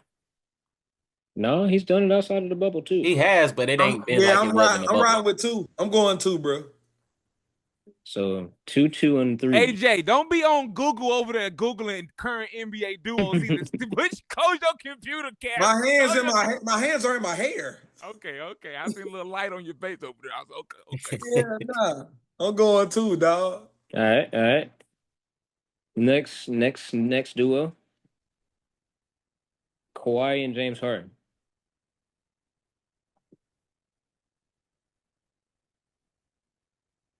Yeah, Kawhi and Jay. I'm gonna go 4. I'm gonna leave some space. I'm gonna go 4.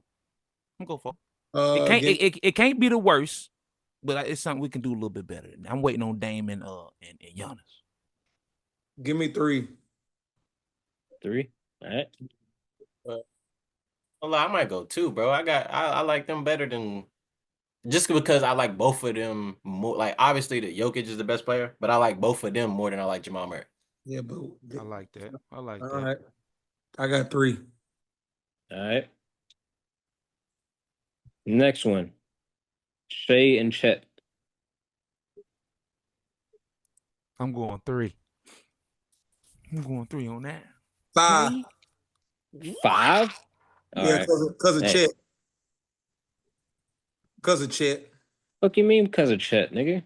I love Shea. Shea the coldest, but So you going right 5. now, James Harden and Kawhi over In the playoffs? Oh yeah. In the playoffs? Yeah. Yeah. second in the MVP race, shit. I mean, second Hold in on. the MVP race, Shea. It ain't got to do with Shea. Shit, Hold on, bro. healthy. Have we seen a healthy Shed yet? Like healthy 100%. Like, he getting back to it now, but have we seen a healthy?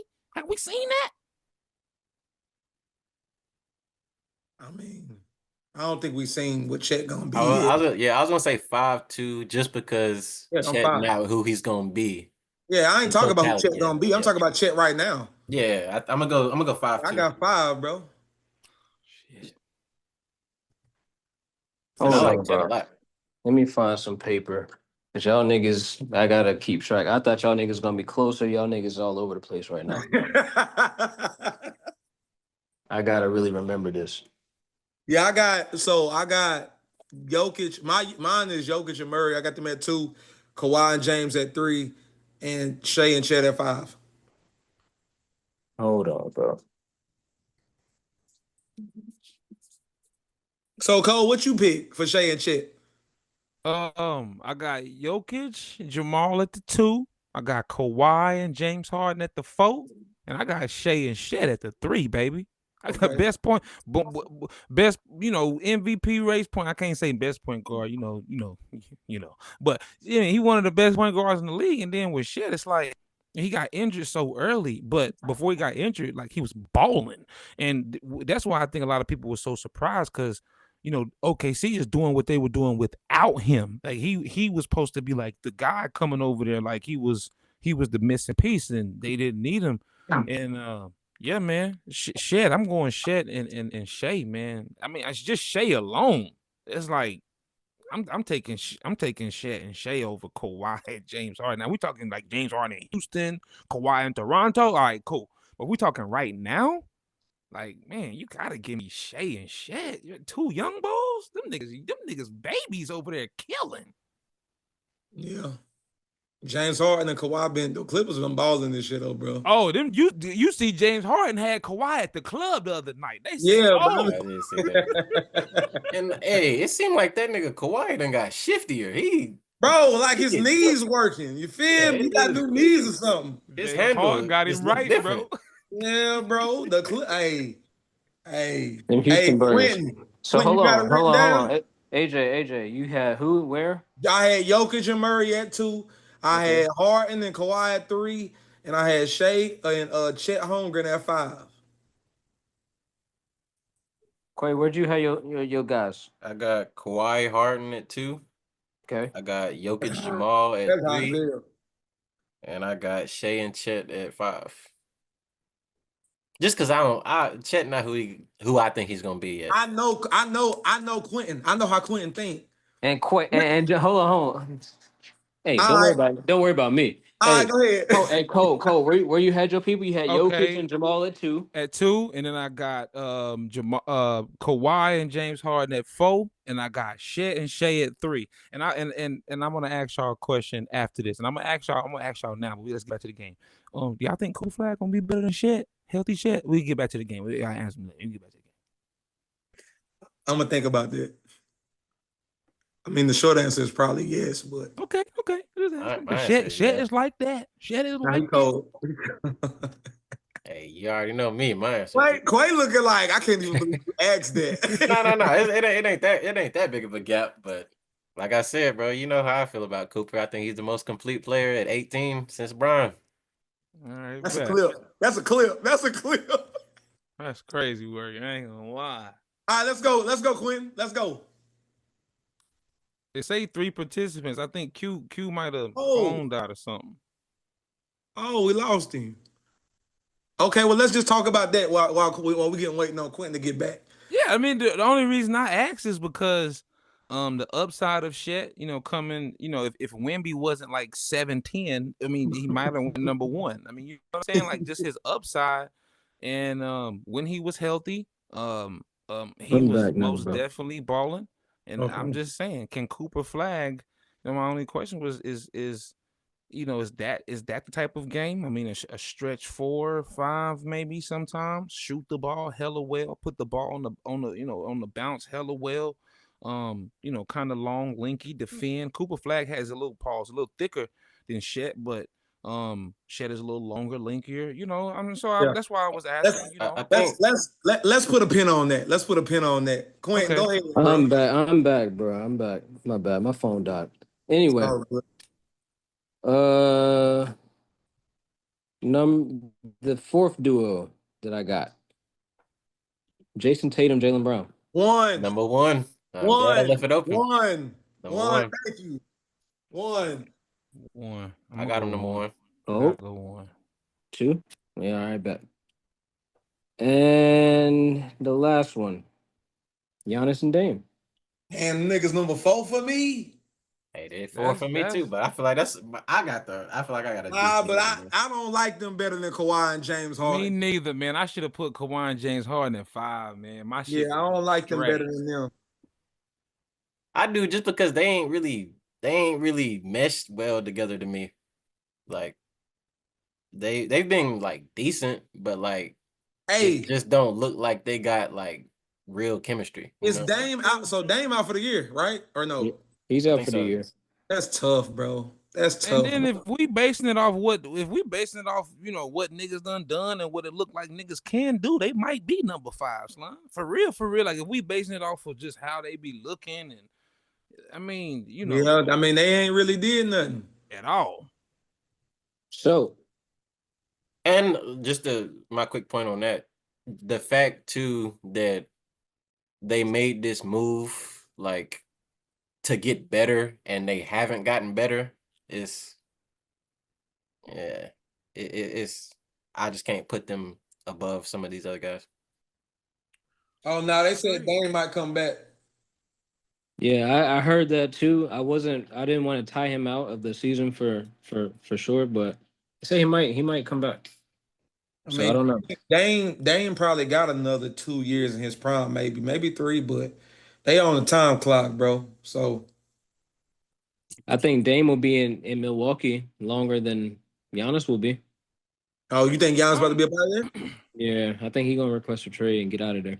Where do you think? I told AJ a couple of weeks, maybe months ago. I like Giannis in Golden State, man. I was gonna say Golden State for sure. Yeah, that was my first guess, but I don't know. Jimmy there now is kind of spooky, but they can give up a Kaminga and give up everybody. Give up Moody, Steve Kerr. Kaminga. Give up the arena, the Coliseum. Take a couple fans with you. Shit, give up everybody. Nigga, if your last name ain't Curry, Green. The only reason I don't see him leaving is because but them dudes that's from overseas and from other countries, bro, they don't be thirsty to leave. He got a ring, AJ. But he's already planted the seeds that he will fucking leave if we not winning. I think that was more so to get the bag, though, honestly. What, Jan? Who, I think that was to get You paid. talk about why they stay and they won franchise, Quay? I'm talking about like why they with Giannis specifically and like how he's like teased like potentially leaving and stuff like that. I think that that's more Nah, so to he get the want to go. franchise to make moves and to get Okay, paid. but like a leverage play, like leverage. Yeah, I Okay, don't okay. see him really like I can see him leaving, but I don't think that it's really in the play right now. I don't either, bro. I do. Let's go over these lineups though. All right. So AJ, number 1, you had JT and Jaylen Brown. Yep. Number 2, you had Jokic and Jamal. Yep. Number 3, you had Harden and Kawhi. Yep. Number 4, you had Giannis and Dame. Yeah. Number 5, Shea and Chet. I ain't mad at it. I just would have flipped 3 and 4, but I ain't mad at it. You Kobe. would leave shading him at 5? Yeah, it's kind of nuts. I mean, I'm not mad at it, but it's still Nah, tough. yeah, I would. It's Okay, tough. all right. Colb, Talk to me. JT and Jaylen Brown at 1. That's right. Jokic and Jamal at 2. That's right. Shea and Chet at 3. That's right. That's right. Kawhi and James Harden at 4. I believe it. 5-on-5, 2-on-2. I'd rather switch them, but I take it. Giannis and Dame at 5. That's right. Quick, let me holler at your young brother. JT and Jaylen Brown at 1. Kawhi and James Harden That's kind of wild. I 2. ain't gonna. That's high. I'm not That's mad at it, bro. At 2. They've been It I'm has not been mad. balling. I'm not mad at it. I'm not mad. Jokic and Jamal at 3. You don't believe that. I Giannis do. and Dame. Giannis and Dame at 4. Shea and Chet at 5. I think that's the right order, bro. You don't believe that you don't want James Harden and Kawhi over Nikola Jokic and Jamal Murray. I promise you I do. Are you in the playoffs? That shit could happen in the playoffs, bro. If you're James talking Harden about is like, stride, bro. yeah, Jokic is so great that he's the best player bar none. But you talking about Jamal Murray, bro? Jamal Murray I'm is historically a better playoff player than regular season player. The nigga's an all-star in the playoffs. He's not an all-star regularly. He's not an all-star. Oh my God. He has playoff But moments. we've seen what James Harden did. Like James Harden has cooked up scarily close to the time he cooked up in Toronto. Niggas averaging like the last month like 25, 7, and 4 or some shit on 50% shooting, 40% from 3. Oh, you talking about Kawhi? Yes. Oh, yeah, like I told y'all, we watched this nigga film over the last few weeks, bro. That He nigga looked like he's 22 again. The nigga look like Toronto Kawhi, for real. Whole time. And James Harden is just the steady hand that keeps the shit moving. It's a lot of I think that's what it is for me, is that like James Harden is so dynamic, not only as a scorer, but as a facilitator too. And Kawhi being Kawhi, you know what I'm saying? We've seen what he can do. I think that they just, as a duo, are more dynamic overall than Jokic and Jamal. It's a lot of people that think the Clippers can make a finals run. Bro, anybody in the West can. And I ain't gonna say anybody, but it's about anybody. I ain't gonna say anybody, but it's 4 or 5 bro, teams. look at the matchups right now, bro. Anybody can lose. Anybody can lose. I'm with you, but I also think it's some teams that it's a lot of like veteran teams in the West that think it's a couple of teams that sweet. I think it's a lot of young teams that think the veteran teams are sweet. They shouldn't think that. OKC's looking at That's the young Clippers right ignorance. now. That's youthful ignorance. Bro, you think I'm comfortable as Shea and Chet looking down the barrel of a gun at Kawhi and like James Harden right now? Are you kidding me? In the playoffs? Oh nah, I think that series is very, very competitive. That's scary, bro. Yeah. I don't want to see that in the first round. I think the 5 teams that can come out the West is OKC. Okay. It's the Lakers. Okay. The Clippers have a chance. I'm not very high on them making the finals, but they have a chance. They can. They have the talent too. Okay. Denver. The Warriors and Denver. That's the 5 teams. All of them have a chance to make it, which is like that's a deep, you know what I'm saying? If you're talking about teams that can actually go to the And finals. Like, that's pretty good. you would say in the East, it's only 2 teams that you could see getting there, Yeah. right?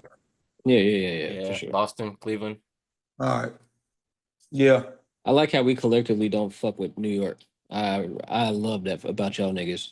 Cool. I was gonna ask, man. A healthy New York is just, I mean, No, definitely not fuck. better than Boston, Hey, but I hey, definitely Cole. think they could pull it off against Cleveland.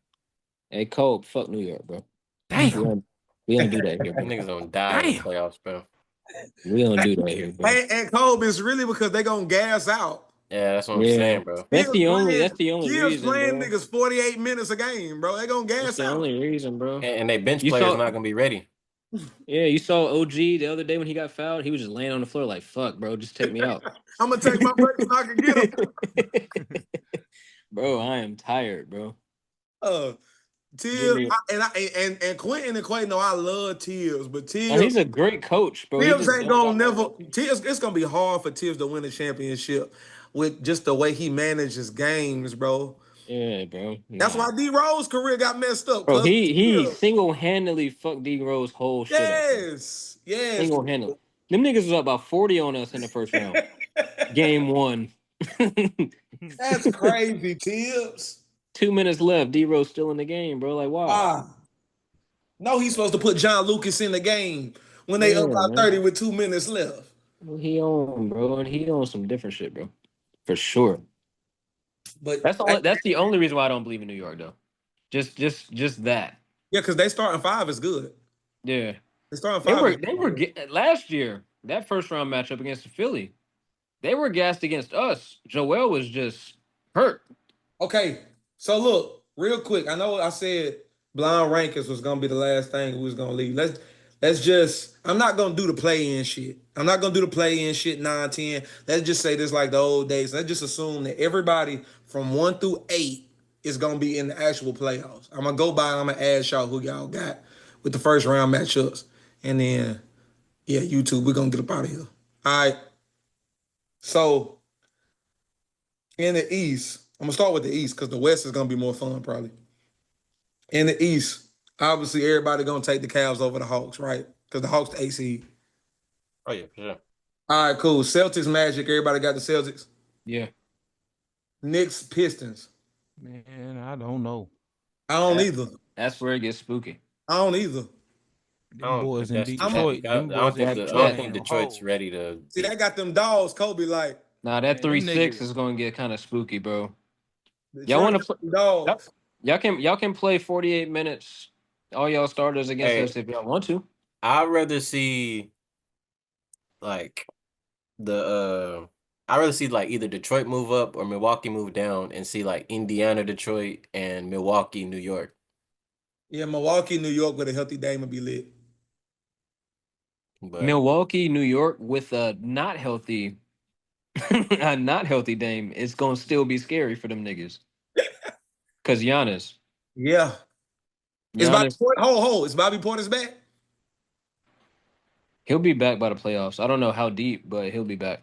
Okay. But how do you as a player how do you get up and go every game knowing that there's no chance that I'll get this ring? Because I think, like I said earlier, man, I think mentality plays a big role, bro. And there's a guy like Giannis.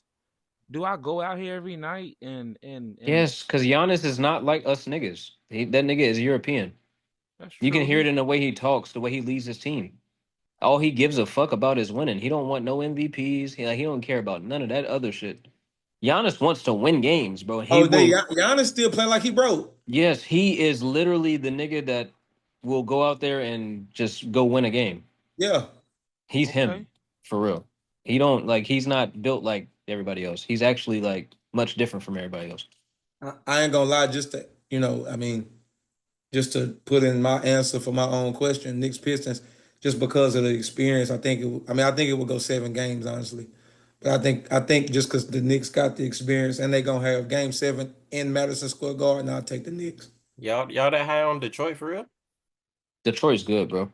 Yeah, they like they want to fight too. And they got a player who got a playoff type of game.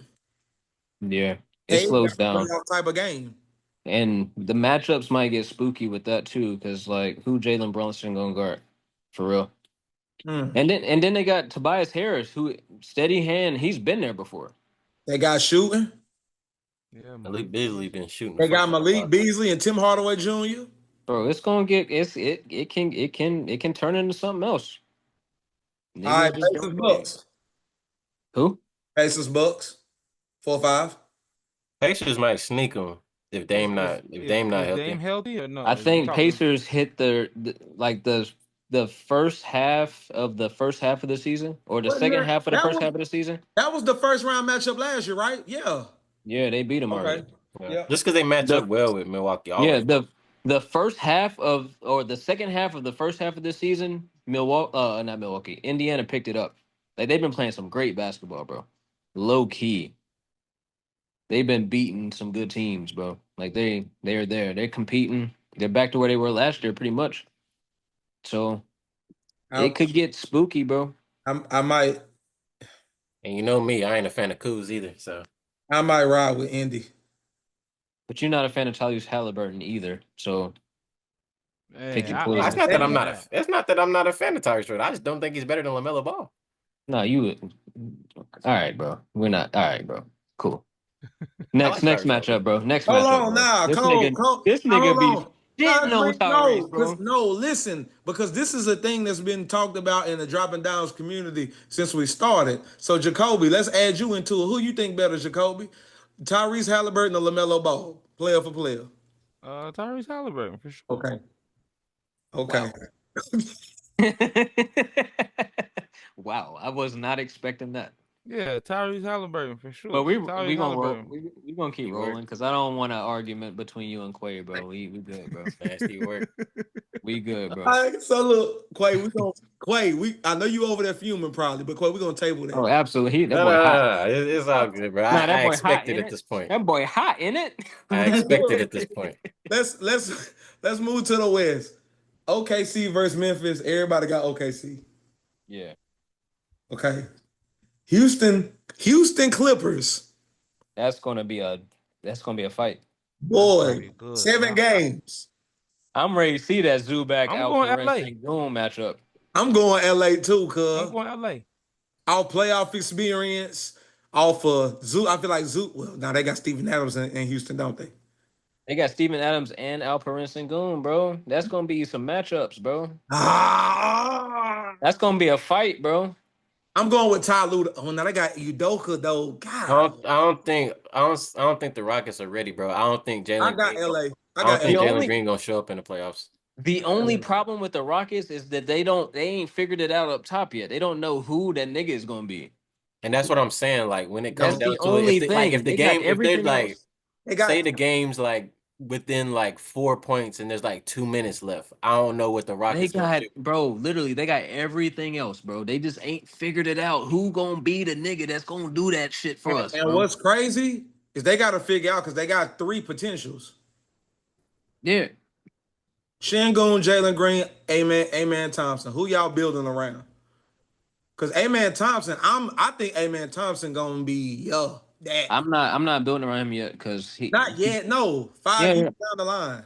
Yeah, I mean it's gonna be a while. He Yeah. got a ways to go, but he can't really shoot it. He don't really handle it well yet. But everything else, that nigga's a freak. Yeah, bro. I But got LA. you would expect it to be Jalen Green because he has everything. He He just got don't. every yeah. He just ain't put it all together yet. On Twitter, they call that man Jalen Green last 5 games, man. Because that's all the people ever do with his stats. They always bring out if he Last 5 hooping, games, yeah. hell, his last 5 games he been hooping, and then the next 5. All right. These last 2 should be fun. Lakers, Minnesota. Lakers. I don't like Minnesota this year. I got LA, bro. I got LA too, but man, that's gonna be a good one right there. If them, Yeah. It's gonna be a fight. It's gonna be a fight too. Them boys in Minnesota, before they run out of gas, they hell. They were hell last year till they ran out of gas on the side of the road. They hell. Yeah. Them niggas hell. They just hit a wall last year, bro. Honestly, bro, that was it. They hit a wall. All the stars hit that wall, bro. Yeah. At least once. Like At you least hit that once. wall. It's a part of the learning process. With so many stars in the league and with so much weight, will Anthony Edwards get that chance again, bro? Because They should have kept Cat. They should have kept Cat. That, in my opinion, that's one of the worst trades It's of my lifetime. Of my lifetime, that's a bad trade. We said that over the summer. Y'all fucked your whole offense up. I feel like that was the first trade we've seen in a long time where social media bullied the front office into making a move. For real. Everybody was hyping Cat to New York, Cat to New York, Cat to New York, and the front office bid on that shit. I ain't gonna lie, bro. Minnesota, who the GM in Minnesota? I have no idea. Because ain't he the same? This got to be the same GM that gave Utah all them picks for Rudy. I think so. They still got the same dude. They gave Utah like 9 picks total for Rudy, and then the next summer you turn around and trade Cat to New York for Julius Randle.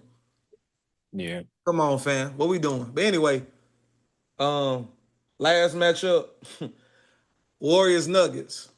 Man, Warriors will have home court advantage as of today. Man, no, we need to go and whoop a couple more niggas and get up and take y'all place. I don't want to see Jokic in my dreams. I don't want to see Jokic at Walmart. I don't want to see him nowhere. Leave that nigga over there. I don't want no smoke with Jokic. That might be the toughest matchup you done named, period. I feel like they say the same shit about Steph, though. Man, we don't got this. Is the thing, we don't have nothing for Jokic. Like we don't. At least with Steph, it's like he kind of older. Like, but y'all have everything else for everybody else. But that's the thing. Like everybody else is cool. Like y'all, the one person on Denver team that we have nothing for is the one that's like MVP race, average triple double. Like we have nothing for him. Like we have nothing. Like. We don't have what we're gonna do, Looney, bro. We have nothing. Draymond is cool, but we need him on the floor. Like him guard. Like we have nothing, bro. We have nothing. I told AJ a long time ago. I don't know why we didn't try to bite on Porzingis when he was up before Boston grabbed him. Like we need something. Like we have nothing for him, bro. We have nothing. I don't want to see Denver at all.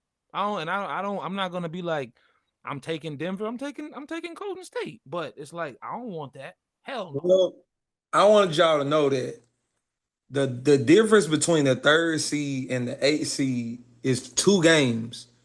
So the Lakers are only 2 wins above the 8th seed. I guess from 3 to 8 is 2 game difference. So the matchups that I just spat out, they probably gonna change.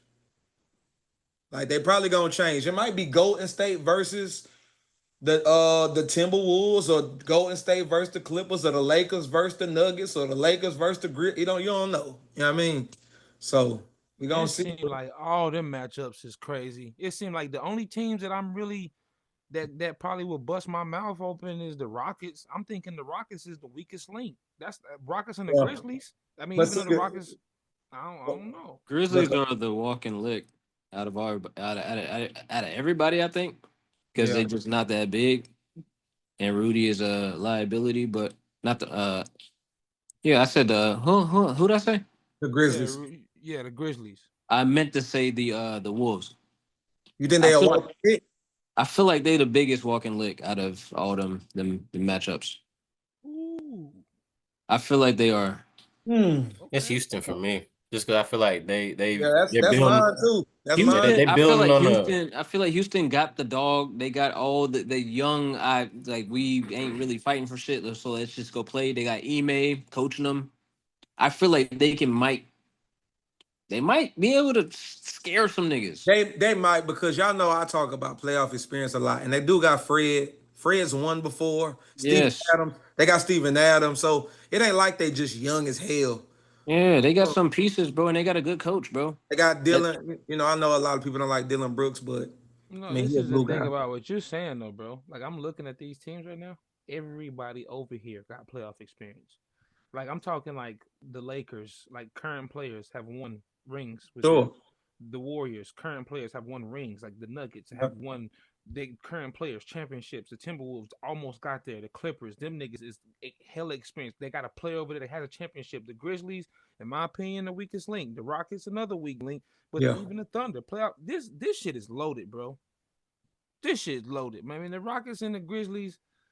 I don't know, but if I'm Golden State right now, I'm scared, bro. I don't. If it ended the day, I don't want no smoke with that boy Jokic, man. I will say this though, and they was talking about this on ESPN the other day. Stephen Curry and Jimmy Butler are 19-2 together.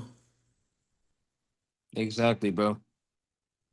They've only lost 2 games out of the last 21 when they on the lineup at the same time. Yeah, Yeah. we tagged y'all head last Thursday. Yeah, what I'm saying, bro. When y'all traded for Jimmy Yeah. Butler, when y'all traded for Jimmy Butler, Golden State was in the 11 seed, fam. They now in the 4th seed. So What is it about Jimmy though that does that? Because when I look at him play, when I watch us play, even sometimes when you look at his stat line, like the He's 17 Cooper games. Flagg, elite it glue it guy. ain't even that. It ain't He even does that. all the winning shit, bro. That That too. other That no, it is that too. But Kobe, you like dogs. Jimmy Butler is the ultimate dog. Well, I mean, offensively, bro, and then this might sound crazy. Offensively, is Jimmy Butler that much better than Andrew Wiggins? Offensively, if we just talk offense, just offensively, is he that much better than Andrew Wiggins? No, but niggas look at Jimmy Butler during the regular season where he don't play for real. mm-hmm. Niggas don't look at Jimmy Butler in the playoffs where the playoffs is Jimmy Butler's regular season. Facts. That's when shit turns different. Like he turns into Michael Jordan. Facts.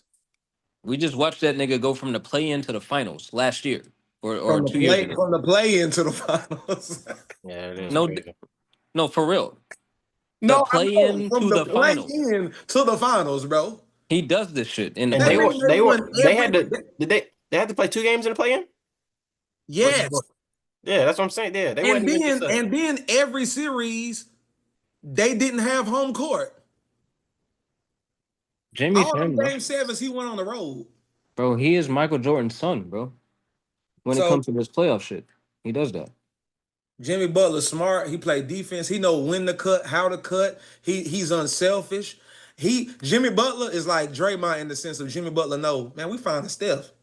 Jimmy Butler ain't trying to come up half court and shoot the game winning shot. Yeah, What's Steph at? he don't really want to do that unless he absolutely No, has to, bro.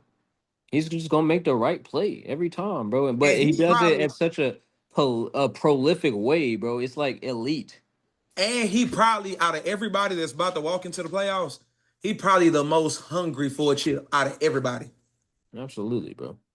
Mm. He probably is yearning for a ring. That nigga's That's why Golden State is scary. That's why I cry every day thinking about why we fucking gave up Jimmy for Y'all did Ben give up Simmons Jimmy, but oh my and god, Tobias Harris, bro. oh my god, We would Quentin. have won already. Anyway, I don't want to get into it because I'm a crash out on this bitch. I'm not gonna do that tonight, but yeah, that nigga's him. Yeah, for All sure. right, all right. Well, shit, man. I just hope we don't. Man, I don't know. I don't know, man. Yeah, Have but more faith in your team, bro. You good, bro. Y'all straight. for Y'all sure, hot right now. y'all Y'all hot. 19-2, dog. Y'all, them No, boys are good. it's just my Y'all, boy getting a little older. You know, I watch him come off them screens sometimes, and some of them double teams. He trying to dribble his way out. He just don't move the same. He just don't move the same, and he's not built like LeBron, the way he's gonna be dunking it. You know, that just ain't his thing. His game is skill based, and he just don't move the same. So, I just think that playoff man, that experience matters. But when your body say you can't do it no more, it's just. And man, I just hope my boy. I hope we can get him one more, man, so we can argue some more. I hope we can get have him one have more. you have you seen him play like the last 21 games? He's moving fine, bro. Yeah, all Yeah, right. no. He it's just when I say, man, listen, and this is something AJ can attest to. I've been watching Steph like the back of my hand since he was at Davidson, sophomore. You know what I'm saying? And dude been my favorite player since he was a sophomore at Davidson. I didn't know he was going to turn out to be what he is today. I will admit to that. But I will say he's been legit. I wore number 30 in high school because of Steph when he was in college. So he's been my guy. But just watching him move, he don't move the same, man. Coming off some of them ball screens, them own ball screens. When he gets the screen on ball, when he has the ball, he doesn't come off the same. He can't. Steph ain't really beating you off the dribble like he used to. He's getting to the lane. He get a little love from the referees and the defense, but he's just. I know he got 3 more good years and it's over with. He got 3 more good years, man. He got 3 more years to win a ring, if he can't get him in these next 3, I think it's over. I think it's closed curtains, man. I done got old, man. I watch my boy get in and get out. I think it's Yeah. over with. Yeah. It's gonna be a good ass playoff series, bro. In both conferences. It's gonna be a good playoffs. But yeah, man. Y'all got anything else? Or y'all cool? Cool, man. Good pod, man. Good No, pod. for sure. Colb, I appreciate you coming on and bringing the Man, I energy. appreciate y'all having me, man. I appreciate y'all having me, man. For real, for Yeah, real. This yeah, shit yeah, was yeah, fun, yeah. man. Nah, for sure. Hey, if you continue watching to this point, make sure you like, comment, and subscribe. We appreciate it. Yeah, man, episode 10, Drop It Down's podcast. I'm AJ, that's Quentin, that's Quay, that's Cole. We're about to get about this thing. Year.